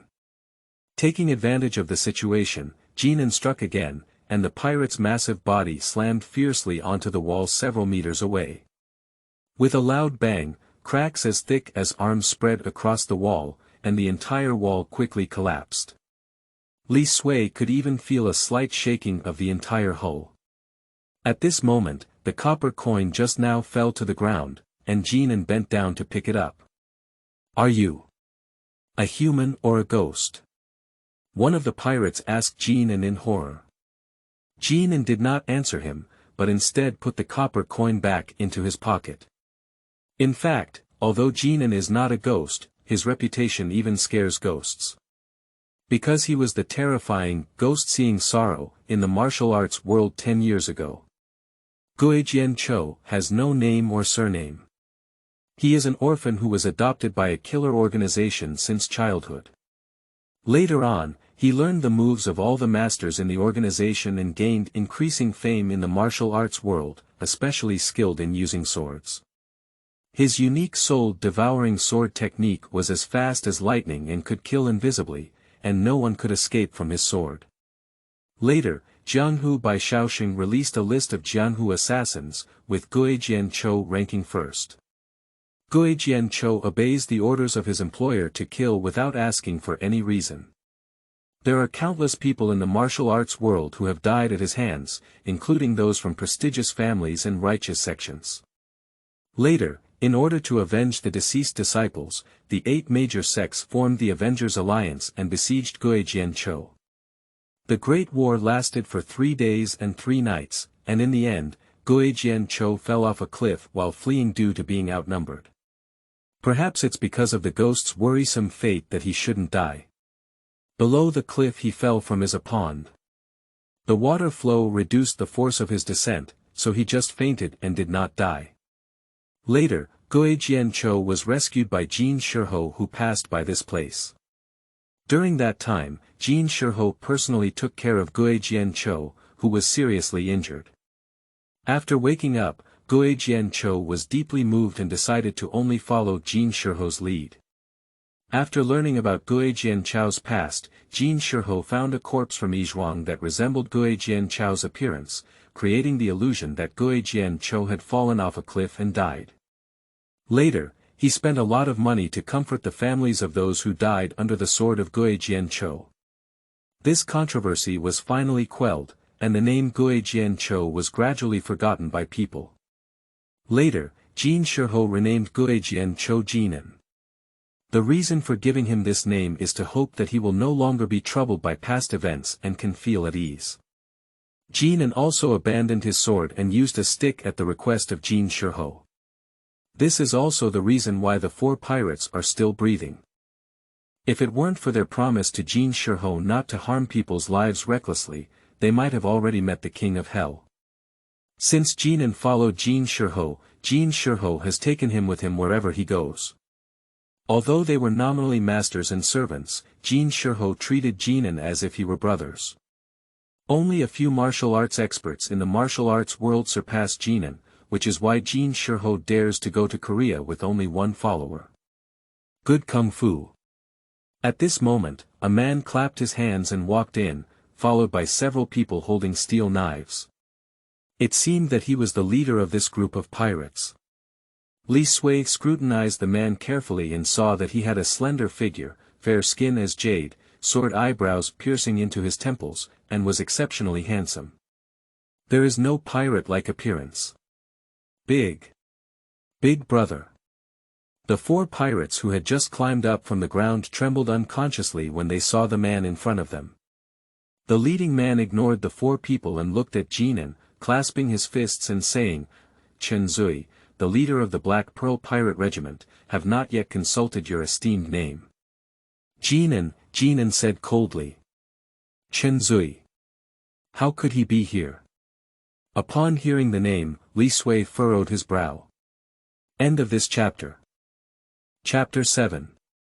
Black Pearl Pirates. You are listening at novelfull.audio. Chapter 7 Black Pearl Pirates. Chenzui, ancestral home of Chaozhou, Guangdong. Born with divine power, he has been practicing martial arts since childhood and has great prestige among the local young people. Due to offending the government, Chenzui gathered a group of people willing to follow him and led his whole family to flee to Nanyang. Why is Li Suijiu living in the Deep Palace, yet he knows Chenzui's situation like the back of his hand? The reason is very simple. After Chenzui fled to Southeast Asia, he dominated the Malacca Strait and founded the terrifying Black Pearl Pirates. Since then, pirate groups have been harassing the coastal border of Daming, plundering nearly 10,000 ships and attacking more than 50 coastal towns. The court has always been troubled by this. During the reign of Emperor Taizu, he once hung 500,000 taels of red and silver to capture Chenzui, but he did not expect that the army that went to rebel would be completely annihilated. After Li Sui ascended the throne, he also thought of many ways to kill this thief, but none of them worked. If Li Sui was once an emperor on land, then Chenzui can be considered a hegemon on the sea. But isn't he always active in the South China Sea? How could he suddenly run here? This is the Yellow Sea area. Li Sui felt puzzled for a moment. In fact, since Li Sui ascended the throne, the imperial court's crackdown on pirates has been increasing. In addition, Chenzui has offended many small coastal countries in the South China Sea, and these countries are also joining forces to fight back against Chenzui. This has made Chenzui feel ominous from time to time. So, Chenzui left a substitute to guard the headquarters in the South China Sea, while leading some of his subordinates to fight in the Yellow Sea and explore new maritime hegemony. Your Excellency, it's great. Would you be willing to spar with me? If you win, I'll lead my subordinates away, Chenzui said. Okay, Jingnan still didn't say a word of nonsense. This place is narrow and we can't let go of our hands and feet. How about we go out and fight? Chenzui suggested. After listening to Chenzui's words, Jingnan walked straight out of the door and towards the deck. This kid is so reckless. At this moment, a pirate was dissatisfied with Jinnan's attitude and muttered. At this moment, Chenzui gave him a fierce glare, and the pirate immediately closed his mouth. Big brother, let's come over and take a look together, Li Sui suggested to Jin Shiho. Jin Shiho nodded and agreed. So, the two of them followed the pirates towards the deck together. When the two of them arrived on the deck, they couldn't help but be surprised by the scene before them. Dozens of people, big and small, men and women, lay on the ground like this, their bodies stiff, blood and flesh flying everywhere, blood flowing into a river, and a bloody aura rushed towards their faces. A few people, who were still breathing, were also wailing and lamenting on the deck, pressing against their wounds. These animals don't even let go of children. Jin Shiho couldn't help but feel indignant when he saw this scene. Are you looking for death, kid? At this moment, a pirate heard Jin Shiho's words and raised his knife to chop at him. Sigh. The pirate had not taken a few steps when he suddenly felt his wrist hit by a hidden weapon, and then the steel knife flew out of his hand. He fixed his eyes on it. What just hit me was actually a copper coin. Master, are you okay? At this moment, Jingnan leapt to Jin Shiho's side and asked with concern. I'm fine, you have to be careful yourself, Jin Shiho warned. Don't worry. At this moment, Jingnan turned his head back to Chenzui and stared directly at him. Chenzui immediately understood Jinnan's meaning and ordered his subordinates. The Black Pearl Pirate Regiment obeys orders. Yes, the pirates present immediately responded in unison. Everyone immediately tidy up here. Additionally, during our duel with this hero, no one is allowed to move without permission. Violators will be killed without mercy. Yes. Upon hearing his words, the pirates immediately went to tidy up the scattered corpses on the deck, leaving a space for their duel. Please. After the pirates finished tidying up the deck, Chenzui took a long gun from one of the pirates' hands.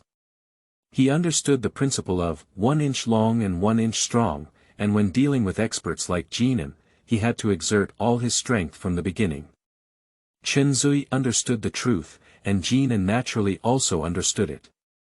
So, from the beginning of the showdown, he kept his figure as close as possible to Chenzui. So that he can't have the advantage of being a gun captain. Chenzui seized every opportunity to attack Jingnan, but an iron rod was twisted into a flower by Jingnan, not only firmly sealing his own door, but also forcing Chenzui to protect himself and unable to attack. Gradually, Chenzui began to fall behind. He understood that in order to change his disadvantage, he had to distance himself from Jingnan, so he began to fight and retreat at the same time. But how shrewd Jingnan is, how could he let Chenzui's conspiracy succeed? So, Every time Chen Zui took a step back, Jingnan would step forward and get closer. In this way, the two of them cracked down on more than 10 moves. Although Jingnan still had an overall advantage, they didn't expect Chen Zui to persist in so many rounds against the former top assassin in the martial arts world, indicating that he was not just a name for himself. At this moment, Chen Zui suddenly stumbled and revealed a flaw in his chest. Jingnan rushed forward with a swift step, pointing his iron rod directly at Chen Zui's chest. Surprisingly, the pirate next to him screamed in surprise. With a sound of breaking through the air, a plum blossom dart pierced straight into Jinnan's back, forcing him to stop his attack. It turned out that a pirate saw that Chen Zui was in danger and secretly fired a hidden weapon at Jingnan. Jingnan didn't expect anyone to openly disobey Chen Zui's orders, and coupled with the fact that the other party was too close to him, he was hit in one fell swoop. A despicable person. Jingnan shouted angrily and raised his hand to attack Chen Zui again. However, Jingnan didn't take 2 steps and just stood unsteadily. He knelt down on one knee, and then his throat heated up, and a splash of blood spurted out. It turns out that the plum blossom dart just now was coated with severe poison. Seeing this scene, Li Sui and Jin Shiho quickly rushed to Jinnan's side, and Jin Shiho hugged Jingnan, who was about to fall to the ground. Who sent the hidden weapon just now? Chen Zui looked around and suddenly shouted angrily. At this moment, a pirate trembled and walked out of the crowd. What's your name? Little Sun Cheng. His tone was full of fear. Who made you use the hidden weapon? Chen Zui's eyes were full of murderous intent. Big brother. I'm looking at you. Looking at Chen Zui's eyes, the pirate was so scared that he couldn't say another word. Are you trying to say that I'm about to lose and plan to save me? Chen Zui chuckled inwardly. The pirate didn't dare to respond, his legs were still trembling, and urine began to drip down his pants. Who asked you to meddle in your affairs? As I just said, anyone who dares to act recklessly will be killed without mercy. Don't worry, I already know your name. Let's have a fight together, brothers. Today next year, I will burn more paper money for you. After speaking, Chen Zui pulled out the pirate's machete from his waist, and a cold light flashed through. The pirate instantly fell to the ground, leaving only blood continuously overflowing from the wound on his neck. Seeing this scene before them, all the pirates were frightened into silence. At this moment, Li Sui realized why the government had been unable to deal with the man in front of him. His superb martial arts skills and decisive killing are far beyond the comparison of ordinary people. Chen Zui threw away the knife in his hand, took out a handkerchief from his pocket, and gently wiped the blood stains on his face before walking towards Jingnan. Are you okay? I can't die, Jingnan said coldly. At this moment, his face had turned a bit pale, and small beads of sweat were constantly oozing from his forehead. Sorry, I didn't know he could use the hidden weapon. At this moment, Chen Zui turned his head to Li Sui and Jin Shiho again. You two help him sit down. Although they didn't know what Chen Zui was planning to do, Li Sui and his companions expected that he wouldn't harm Jingnan at this time, so they followed his instructions and helped Jingnan sit upright. Chen Zui pulled the plum blossom dart out of Jinnan's back, then took out a bottle of medicinal powder from his pocket and applied it to Jinnan's wound. After applying it, he took out another medicine bottle and took out a pill from it. He said to Jingnan, I just applied you the Jin Chuang medicine, which is the antidote to the dart poison. After taking it, you should be completely relieved of the poison in half an hour. Undoubtedly, they are the famous Black Pearl pirates. Unexpectedly, they also mastered the art of alchemy. Looking at the pill in Chen Zui's hand, Li Sui couldn't help but sigh in his heart. After taking the pill, Jingnan swallowed it without hesitation. Because he knew that men like Chen Zui would never disdain to do any private poisoning. Also, you may not believe it when you say it out loud. My flaw just now was actually intentionally exposed. If it weren't for... I know. Before Chen Zui could finish speaking, Jingnan said something that surprised him greatly. What, you know? So why are you? Chen Zui was puzzled. Because no matter what scam you use, I have confidence in breaking your move, Jingnan explained. Ha ha ha. You are the first person I have ever seen who is so arrogant besides me. Chen Zui couldn't help but burst out laughing at Jinnan's words. Let's call it a draw today. Once you recover from your injuries, we'll have another battle.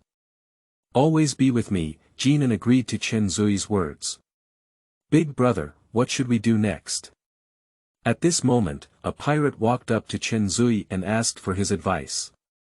Originally, Chen Zui made a promise that as long as Jingnan defeated him, he would lead his subordinates to leave.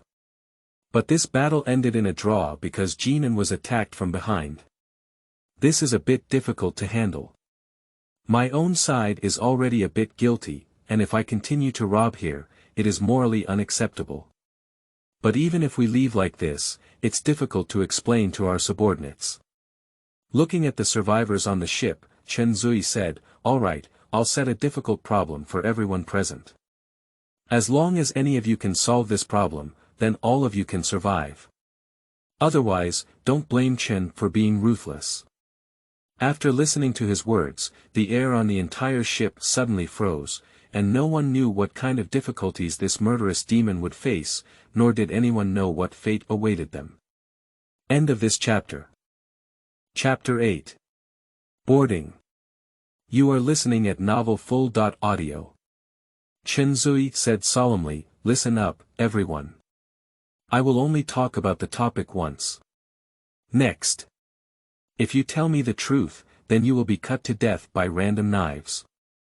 If what you told me is false, then you will be thrown into the sea to feed the sharks.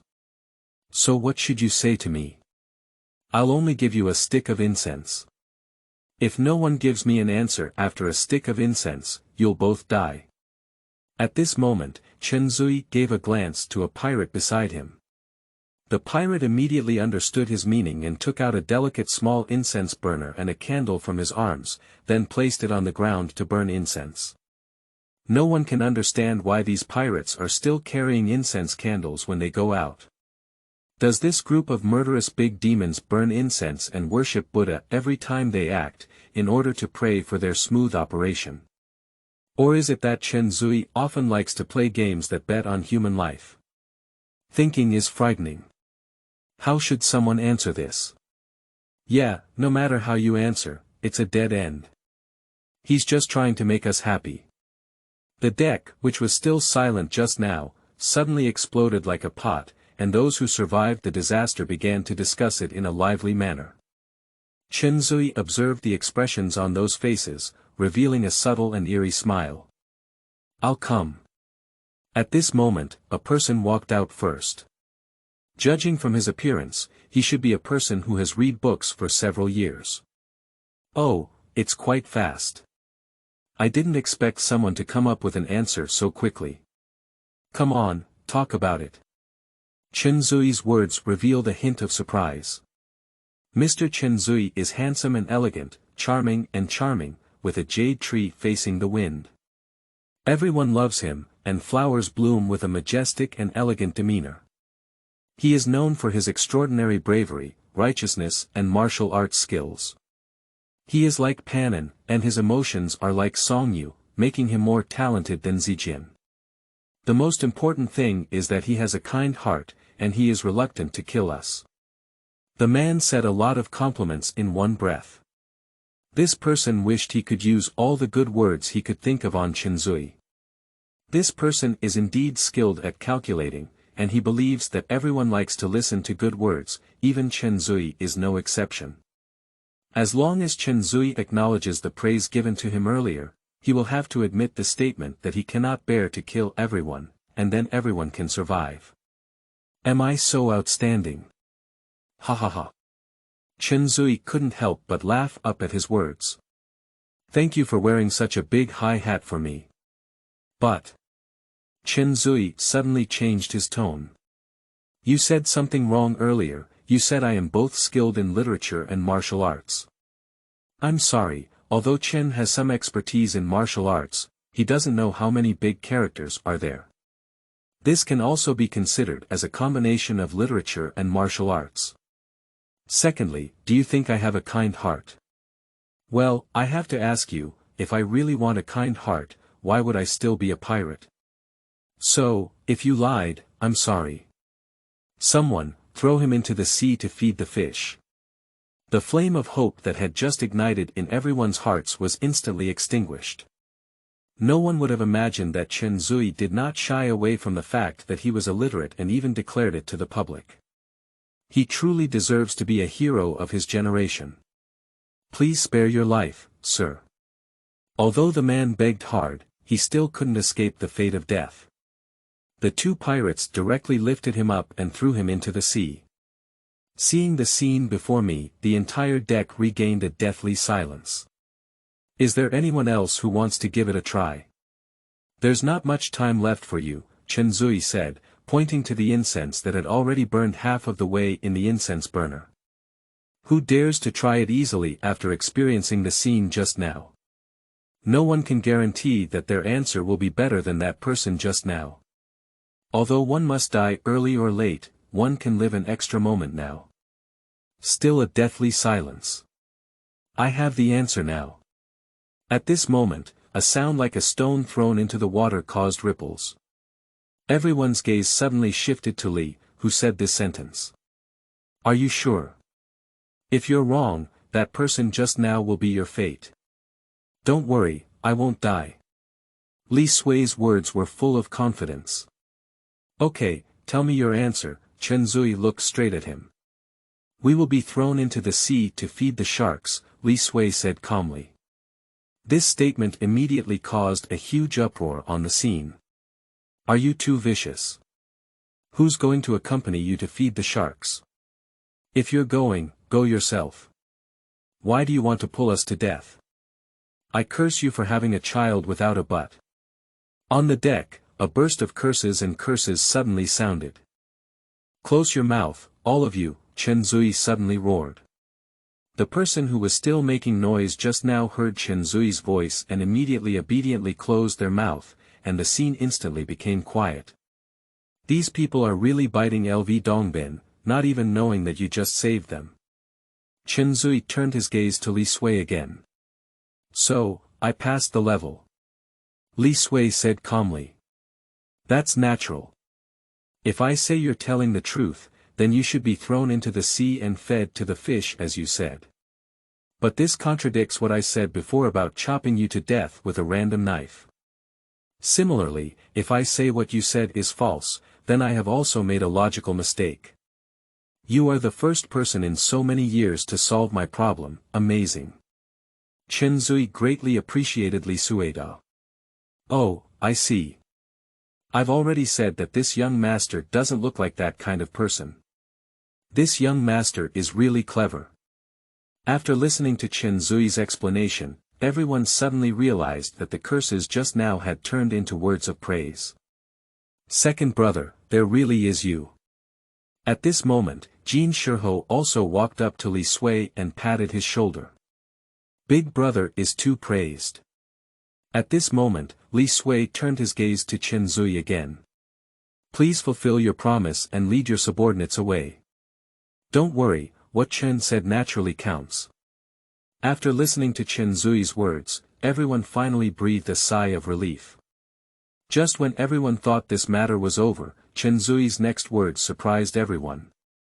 But I would like to invite you and that young Xia Jin to our base as guests, and I hope you don't refuse.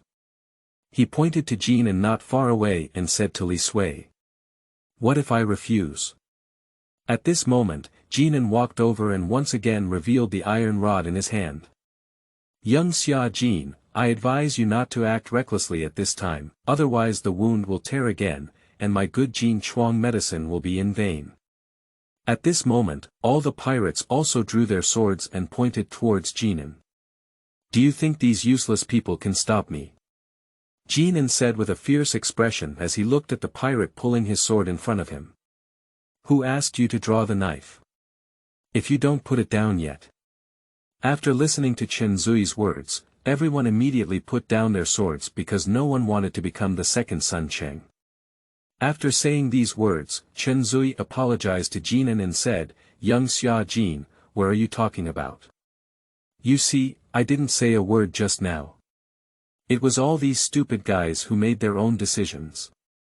Chen invited the two of you this time to discuss something, and there was no malicious intent. Is there anything I can't say here?" Li Sui interjected at this moment. "This matter cannot be explained in just a few words, so I invited the two of you to discuss it slowly. Don't worry, if someone Chen has the intention of harming both of you, we will abandon them together, and the thunder will be thunderous." As Chen Zui spoke, he raised his right hand and swore to heaven. The two of us naturally believe Captain Chen's words, but there is still an urgent matter for the three of us to go to North Korea. Please forgive us for not being able to visit the mansion with Captain Chen. Alright, please let us know the address from the team leader. After we finish dealing with the matter at hand, we can visit him again one day. Li Sui then came up with another set of excuses to deal with Chen Zui. So it's like this, then there's nothing we can do. The Black Pearl pirates are following orders. Yes, all pirates immediately responded. Except for these two people, take everyone else away, Chen Zui continued to order. Captain Chen, what do you mean? You just clearly. Li Sui immediately asked. What I promised you earlier was that as long as one of you can solve my problem, I will give you a way out. I am only taking them away now, not killing them, which is not a breach of my promise, Chen Zui said confidently. You. Li Sui didn't expect Chen Zui to do this. Originally, if Chen Zui had captured the others, it would have been fine. These people were not related to him, and even if they died, it had nothing to do with him. But there is a golden age thick inside. I am not familiar with the place of life in North Korea, and everything will depend on this so-called Big Brother. Moreover, his strong financial resources will be an indispensable support for my future revenge. If Jin Shiho is captured at this time, all the efforts he has made so far will be in vain. Let's choose, will you two follow me or will others follow me? Chen Zui gave Li Sui and Jin Shiho a multiple-choice question. I'll go with you. Jingnan wouldn't allow anything that would harm Jin Shiho to happen, so he immediately agreed to Chen Zui. So what about you? At this moment, Chen Zui turned his gaze to Li Sui again. I'll come with you, too. In desperation, Li Sui had to agree to Chen Zui's request. Wait, I'll go too. At this moment, Jin Shiho also suggested that he should go with them. Master. Jingnan quickly stepped forward and grabbed Jin Shiho's hand. Needless to say, wherever you are, I am there. If you don't let me follow, I will die and I won't let you go. Jin Shiho's attitude was very resolute. Alright, come with me, master. Chen Zui saw at a glance the importance of the man in front of him to Li Sui and Jingnan, and agreed to Jin Shiho's request to leave with them. So, the three of them simply packed their luggage and boarded the pirate ship. The waves were wearing a blue and clear gauze skirt, with one side of the skirt connected to the colorful clouds in the sky, gently swaying with the gentle breeze. Chapter 9. Admission. You are listening at novelfull.audio. Chapter 9 Admission. Since Li Sui and the three of them boarded the pirate ship of the Black Pearl Pirates, Chen Zui did not look for them. He only had his subordinates arrange them into a room in the cabin and send people to serve them well. The three of them also had freedom of movement inside the ship. Li Sui probably guessed the purpose of Chen Zui inviting them to the pirate base, but did not explain it to Jin Shiho and the others. The pirate ship sailed on the sea for about 3 days. On this day, while Li Sui and the others were chatting, the door suddenly opened. A pirate walked in and respectfully said, "The three distinguished guests have arrived. My family leader invites the three to disembark." The three of them packed their luggage and followed the pirate out of the room. The ship is docked next to an island, surrounded by dozens of ships of all sizes. It seems that this is where their base is located. The long sky seems to wash, and silver swallows soar. The island is shaded by green trees and shrouded in mist. The entire island is like a green agate embedded in blue silk. On the coast, a few crabs occasionally sweep by. Under the leadership of the pirate just now, everyone passed through the jungle. Soon, the three of them arrived under a huge city wall. There are two pirates standing guard in front of the city gate. But from the appearance, this city is no less than the imperial capital of Jingnan. I didn't expect that the manpower, material resources, and financial resources of the Black Pearl pirates had reached such a level, which couldn't help but make everyone marvel. After entering the city gate, the three of them found that there was no market or street like typical cities. To the south of the city is a huge training ground and arsenal, where pirates are conducting military training. The northern part of the city, on the other hand, consists of some tall mansions and courtyards, which seem to be a place for pirates to live. The crowd arrived in front of the largest mansion located in the middle. At the entrance of the mansion, two majestic stone lions squat and sit. Above the gate hangs a black plaque with the three big characters, Chen Wang Fu, engraved in gilded font. It appears that this font is from a famous family. On both sides of the plaque, there are four large red lanterns hanging. If there is any difference between this mansion and the houses of the nobles and nobles in the capital, it is that there are no guards guarding the entrance of Chen Zui's mansion. That's right, who dares to have the idea of this demon king? The three of them walked into the mansion again under the guidance of the pirate just now. The entire mansion was built in the style of Jiangnan gardens. The courtyard is lush with bamboo and surrounded by rockeries. Yuying corridor, the wind brings the fragrance of flowers. I didn't expect Chen Zui to have such a leisurely and elegant atmosphere. This place is more appropriate than a mansion, as it is a manor. After the leading pirate pushed open the door of one of the rooms, Li Sui and the others found that Chen Zui was already waiting for them inside the room. After seeing Li Sui and the others coming, Chen Zui quickly stepped forward to greet them. "Three of you are here, please sit down quickly." Then, clapping your hands again, someone, serve tea. As soon as his words fell, four maids walked out, each carrying a cup of tea. Everyone saw this and sat down on the peach wood chairs one after another. I have some things to attend to these days, so I am unable to personally entertain the three of you. If there is any negligence, please forgive me, Chen Zui said with a smile at the beginning. "Captain Chen, you're welcome." Jin Shiho knew the truth of not hitting the smiling person and immediately apologized with a smile. "I don't know why Captain Chen invited us here, can we now make it clear?" Jin went straight to the topic. "It's like this, I see that all three of them are talented people in the world, and my Black Pearl Pirates team is currently employing people, so I would like to invite three of them to join my Black Pearl Pirates team. What do you think? As long as everyone agrees, I guarantee that you will enjoy endless wealth and prosperity in the future." Chen Zui then expressed his true intention. Indeed, it was the weasel who paid New Year's greetings to the chicken, but it was not well-intentioned, Li Sui said in his heart, as he had expected. But it was not revealed. "Captain Chen, this matter came suddenly. Can you allow the three of us to go back and discuss it? This is natural. By the way, I've been talking for so long, haven't I asked for their names yet?" At this moment, Chen Zui suddenly changed the topic and turned his gaze to Li Sui and Jin Shiho. "When the golden age comes, it is thick." Li Sui. "Okay, everyone go back and rest first. I have already asked my servants to prepare a room for the three of you. Tonight, I will hold a family banquet at the mansion to clean up the dust for the three of you, and I hope they will show their respect." Chen Zui said with a smile. "Thank you very much, Captain Chen, for your kindness." After Li and the three of them finished thanking Chen Zui, they went to the room prepared by Chen Zui under the guidance of the maid. "Second brother, what do you think should be done about this?" Jin Shiho asked Li Sui for advice in the room.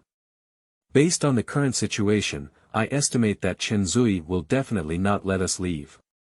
We can only temporarily agree to his request and then think of a way to escape, Li Sui analyzed. What? Agree to his request? I don't agree, it's too dangerous. What if he asks the master to do something that kills people and sells goods? Jingnan always considers the interests of Jin Shiho from his perspective. Listen to me finish speaking. Since he has a request from us, of course we need to put forward some additional conditions, Li Sui continued. Additional conditions? What does it mean? Jingnan expressed confusion. Come on, lean your head over, Li Sui pretended to be mysterious. Although Jin Shiho and Jingnan don't know what medicine Li Suihulu is selling. But still obediently, they stretched their heads over, and so the three of them conspired in the room about Chenzui's matter for half a day. In the evening, a maid came to call for her, and the three of them followed her to the living room.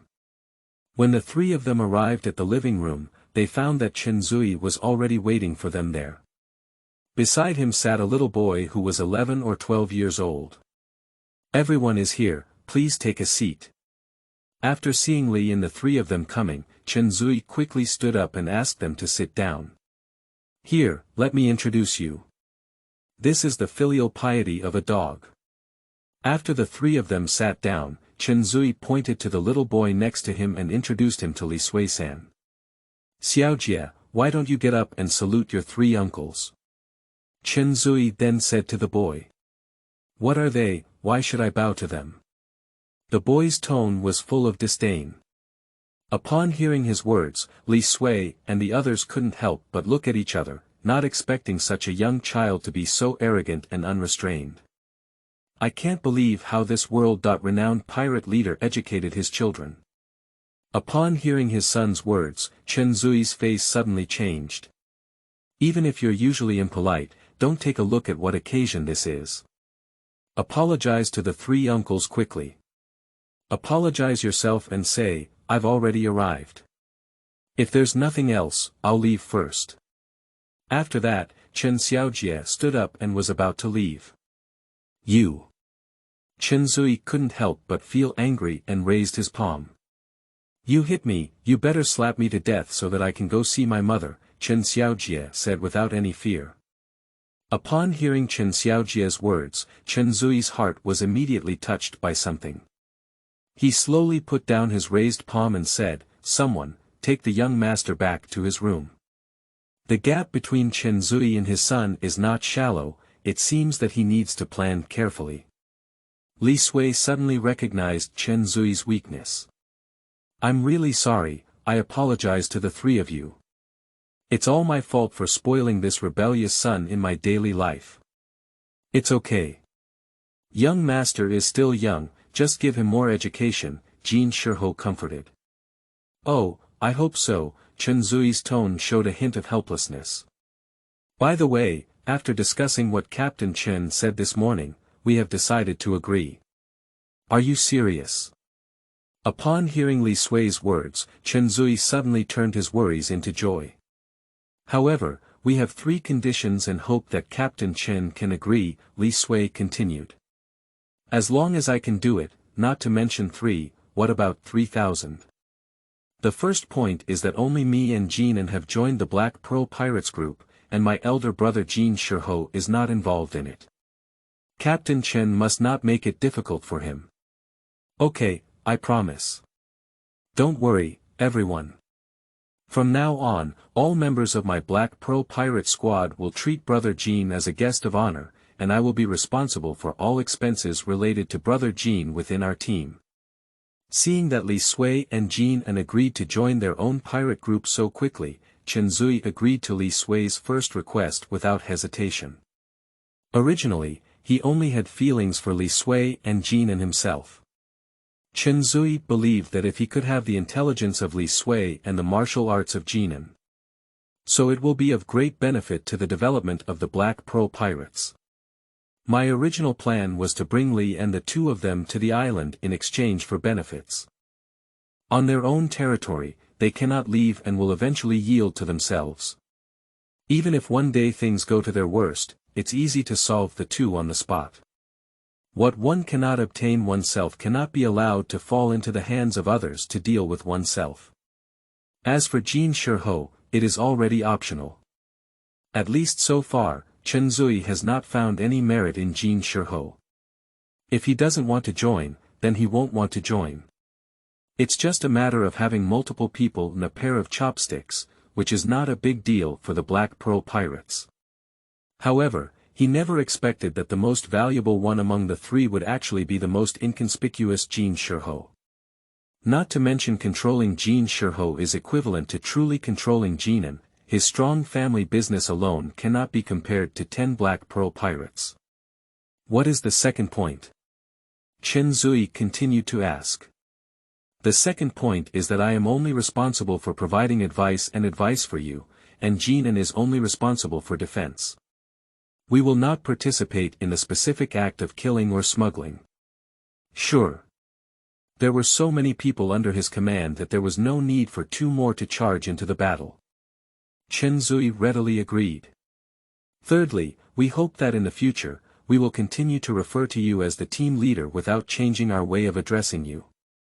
The reason why Jingnan made this request is because although he called Jin Shiho an old man, he had already recognized Jin Shiho as his big brother in his heart. And the only big brother in his mind is Jin Shiho. Li Sui didn't really care at first, but since Jingnan proposed it, wouldn't it appear too lenient if he didn't follow suit? No problem, Chen Zui agreed. Calling such a small matter someone like him would not even bother. Here, I'll toast the three of you. From now on, we'll be one family.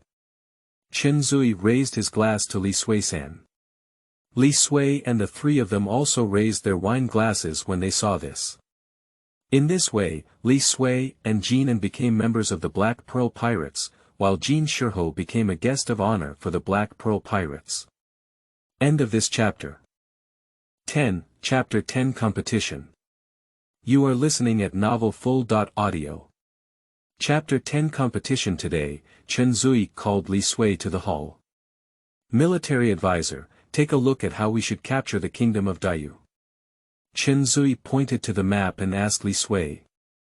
Since Li Sui and Jingnan joined the Black Pearl Pirates, Jingnan has been appointed as the Navy Commander, specifically responsible for the daily military training of the army. And Li Sui was appointed as a military strategist, and whenever Chen Zui encountered any difficulties, he would call on Li Sui to provide advice. The Dayu Kingdom mentioned by Chen Zui refers to the Annam Kingdom, present-day Vietnam. When it comes to Annam, one cannot help but mention its history. After Emperor Qin Shi Huang, Yuying, unified the 6 states, he sent a large army to cross Lingnan, conquer the local tribes of Baiyue, and also established 3 prefectures in the area. From then on, Annan began to become Chinese territory. But this situation changed during the 5 dynasties and 10 kingdoms period. After the Annam warlord Wu Quan launched the Battle of Baiting River, the Wu dynasty was established. And declared himself king, thus opening the prelude to Annan's secession from China. Later, the general of Annam, Dingbu, conquered the entire territory of Annam by force and established the Ding dynasty. And he accepted the title of Emperor Taizu of Song and became the Prince of Jiaoji County. From then on, Annan was no longer a direct territory of China and began to become a vassal state of China. Later, the political power in Annam continued to change, from the Li dynasty to the Qin dynasty. At the beginning, the Qin dynasty was subservient to the Yuan dynasty. Later, because Zhu Yuanzhang overthrew the Yuan dynasty and established the Ming dynasty, Annam became a vassal state of the Ming dynasty. But the Qin dynasty did not escape the fate of destruction. Hu Jia, a powerful minister of the Qin dynasty, was originally a relative of the Qin family and later conspired to usurp power. After Hu Jizhao ascended the throne, he changed the country's name to Dayu. The geographical location of Dayu Kingdom is superior, not only bordering the territory of the Ming dynasty, but also having border areas with some neighboring small countries. Chenzui understood that in order to further consolidate his position in Southeast Asia, Dayu is a must-compete place. I don't know if the regimental leader has heard that there are still many remaining officials from the Qin dynasty. Li Sui said slowly. What does the strategist mean for me to provoke a conflict between the Qin dynasty's elder and Hu Jimao, and then sit and reap the benefits of fishing? Chenzui seems to have understood something from Li Sui's words. What? Does the regimental leader think that just a few elderly, weak, sick, and disabled people can withstand Hu Jimao's army? Li Sui smiled faintly. What does the strategist mean? Now, Chenzui couldn't guess what Li Sui was trying to say. I believe the captain must know that Annam has always been a vassal state of Ming dynasty. This is nature, Chenzui replied. So do you think Hu Jimao's usurpation of the throne will make Ming state aware? What the strategist meant was to say. Chenzui's eyes lit up as he listened to Li Sui's words. Yes, Hu Ji's usurpation of power naturally wouldn't let Ming know, because he overthrew the Qin dynasty, which was equivalent to slapping Ming's face. Captain, imagine what would happen if Ming knew about this. Li Sui deliberately stopped at this point. If I hear this news, the Ming dynasty will definitely send troops to Dayu. At that time, I will catch cicadas with praying mantises and yellow sparrows behind. Chenzui took Li Sui's words and continued.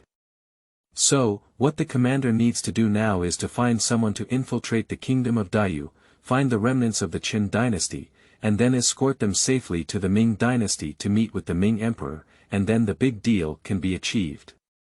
Ha ha ha. Military strategists are truly reincarnated Juga. Chenzui seemed to see the upcoming victory and burst out laughing. The leader praised him too much, Li Sui also laughed along. Unlike Chenzui, this is a gloomy smile. After experiencing the Great War with Dayu, the Ming army would definitely not be a match for the idle Black Pearl pirates, so what awaits them is only the outcome of defeat. Based on his own understanding of Zhu Di, upon learning this news, he will definitely lead a personal expedition and attack Dayu again.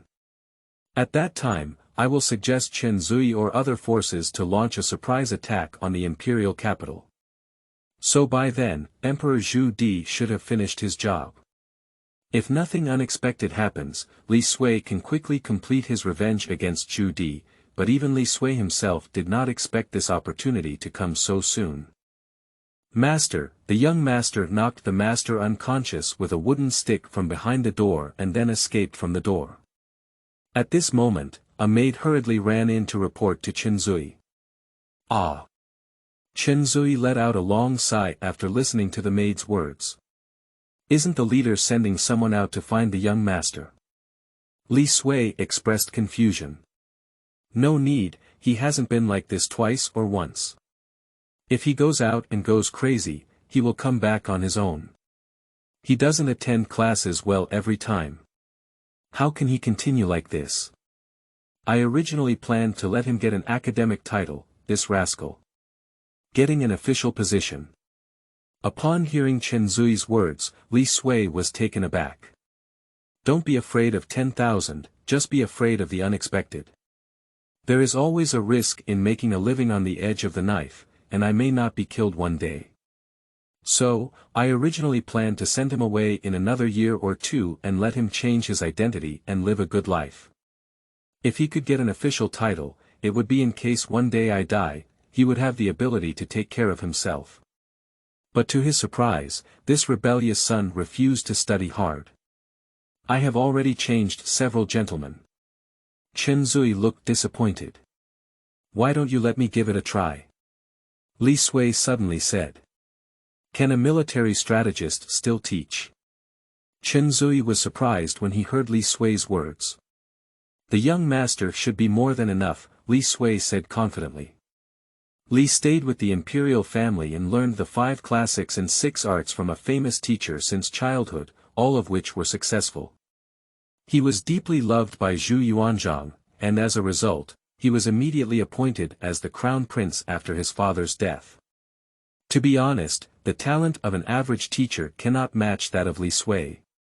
However, Li Sui's initiative to teach Chen Xiaojie how to read was not to show how knowledgeable and talented he was. This is not a place to stay for a long time, so Li Sui has been trying to find a way to escape from here these days. An intuition told him that teaching Chen Xiaojie to read might be an opportunity. But the dog is inherently stubborn. I'm afraid he won't obediently listen to your teachings, Chen Zui worried. It's okay, I have my own way to deal with him. That's great. Someone, go and invite Confucius to me. Chen Zui immediately instructed his servants. After a while, an old man dressed in a green robe walked in. Sir, you have been working hard these days. From today on, the dog's homework will no longer bother you, sir. Please rest well at my residence, sir. I promise to pay you no less, Chen Zui said politely to the old man. What does the master mean? Did he give up on making the young master's studies unsuccessful? Confucius asked in confusion. That's not true. Kanzi is extremely stubborn. I heard that he hit his husband again today. In order to prevent similar incidents from happening again in the future and endangering his safety, I specifically asked my brother to be responsible for Kanzi's future studies. Chen Zui patiently explained. Looking at Li Sui standing next to Chen Zui, Confucius looked skeptical and said, He isn't the head of the family looking for happiness in the old age. Where did master say this? Li Sui asked. At your young age, what knowledge can you have in your belly? Isn't it a misunderstanding to let you teach? The old man's tone was full of disdain. Han Yu once mentioned in his book, The Teacher's Tale, that when he was born before me, his knowledge of the Tao also came before me, so that I could learn from him. When he was born after me, his knowledge of the Tao also came before me, so that I could learn from him. I am a teacher of the Tao, and I know if I was born in my year. Have you not even heard of this? It seems that you are really a good scholar, Li Sui sneered. Are you mocking me? What a arrogant kid. Dare you take on 3 difficult questions from me? If you win, I'll apologize for what I said earlier. Confucius's face turned red. Listen attentively. Okay, question 1. The winding path outside the door is fragrant, and the flowing water is babbling. You can write a psalm with the theme of Little Bridge Flowing Water. A subtle smile appeared at the corner of Confucius's mouth. The reason why he came up with this question is because Ming dynasty literati emphasized the study of Han, Wei, and Tang dynasties, and their poetry genres were mostly quatrains. And the song was originally a folk song called Street Market Shaoling, or Village and Neighborhood Xiaodiao. As the Yuan dynasty conquered the Song dynasty and took control of the Central Plains, it spread throughout the vast regions of north and south centered around Beiping and Linan. Also known as Yuanxiu. After Zhu Yuanzhang established the Ming dynasty, the literary form of music gradually faded out of people's sight. Confucius also concluded that at Li Sui's young age, he would never have conducted much research on the form of music. However, Li Sui was not an ordinary young man. After a moment of contemplation, a complete work came to his mind. The gentle breeze of willows sprouting new buds, the gentle rain of peach blossoms on the green embankment, under the shadow of a bank of wild ducks. The light smoke and secluded path, the small bridge flowing with water. Although reluctant to admit it, the artistic conception of this poem had to impress Confucius. Upon closer inspection, it surprisingly shares similarities with Ma Ziyuan's Tian Jingsha. Autumn Thoughts. Okay, this question counts as your passing. The second question is to test your memory ability. Here, this is a book called Diamond Sutra, which is divided into 30.2 levels. I'll give you a pillar of incense. As long as you can memorize the first 20 levels, I'll count as your passing. After speaking, Confucius took out a copy of the Diamond Sutra from his pocket and handed it to Li Sui, then asked Chen Zui to send a maid to burn a fragrant candle. This Diamond Sutra was just obtained by Confucius today from a pirate. When pirates go out to plunder, they sometimes find books mixed with the spoils of war. Confucius was a bookworm who once requested Chen Zui to give him the books he had obtained. As he was his son's teacher, Chen Zui readily agreed without hesitation. Li Sui took the Diamond Sutra from Confucius's hand and carefully flipped through it. Confucius thought he had a safe chance of winning this time, and he didn't need to worry that Li had read the Diamond Sutra before, because although Emperor Jianwen of Tang had designated the Filial Piety Sutra, the Tao Te Ching, and the Diamond Sutra as the most important scriptures among the three religions and personally annotated them. However, as the Diamond Sutra is not a part of the imperial examination, no one except monks would read it. The Diamond Sutra is obscure and difficult to understand, and for those who are new to it, even reading it smoothly requires a lot of effort. Not to mention going to memorize. It is even more impossible to memorize the content of the 20 grades within one column of incense. Take your time to look. Li Sui's flipping speed was simply amazing. He flipped to the last page in a blink of an eye. Confucius had intended to kindly remind him, but this was definitely not possible. I didn't expect Li Sui to suddenly say, "I've finished memorizing." As soon as these words were spoken, not only Confucius, but also Chen Zui and the maid standing on the side were shocked. Confucius looked at the incense candle and only then did it burn more than half. "Have you finished memorizing it? Are you sure?" "I'm talking about the content of the 20th grade, he said. "Well, but what I'm memorizing is not the content of the first 20 grades, but the whole book," Li Sui said in an even more unbelievable sentence. "Kid, there must be a limit to joking." Confucius had already concluded that Li Sui was talking nonsense at this moment. "I haven't memorized it yet, how do you know I'm joking? But memorizing one by one is a waste of time." "Alright, if you mention the product name, I'll memorize it," Li Sui suggested. "Okay, 5th grade." Confucius didn't believe what Li Sui said at all. He had to rely on action to expose Li Sui's lies. Subhoodie. What does it mean to be able to see the Tathagata with one's body? "No, my lord. It is not possible to see the Tathagata with one's body." "Why?" "The Tathagata's body is not the body." Buddha told Subhoodie, "All forms are illusory. If one sees all forms that are not the body, they are the Tathagata." Li Sui recited fluently, but every word was accurate. The 13th grade. At that time, Subhoodie by Buddha said, "Your Highness, what is the name of this scripture, and why do we hold it? To speak for others, there are many blessings." 1st grade. Confucius believed that even if a person's instantaneous memory was good, after such a long time, they should have forgotten something, so he deliberately went against the trend and began to randomly check the content of the 1st grade of the Diamond Sutra. As I have heard, for a time, the Buddha only gave a tree to the lonely garden in the kingdom of Shiwei, along with the 250 members of the Great Bhikkhu.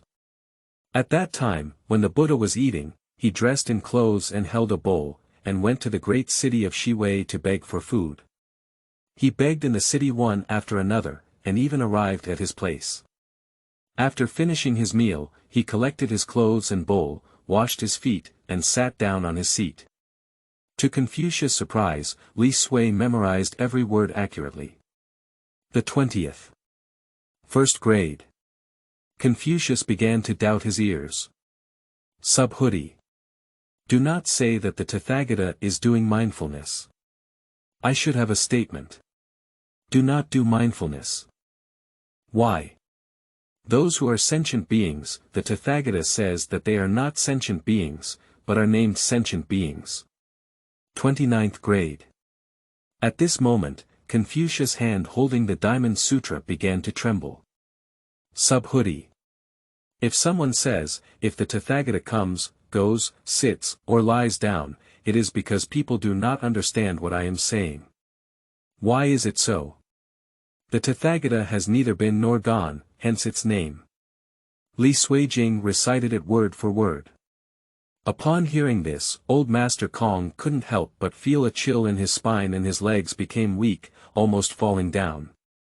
Oh my God, is he still human? The vast majority of the poems in this book are original by myself.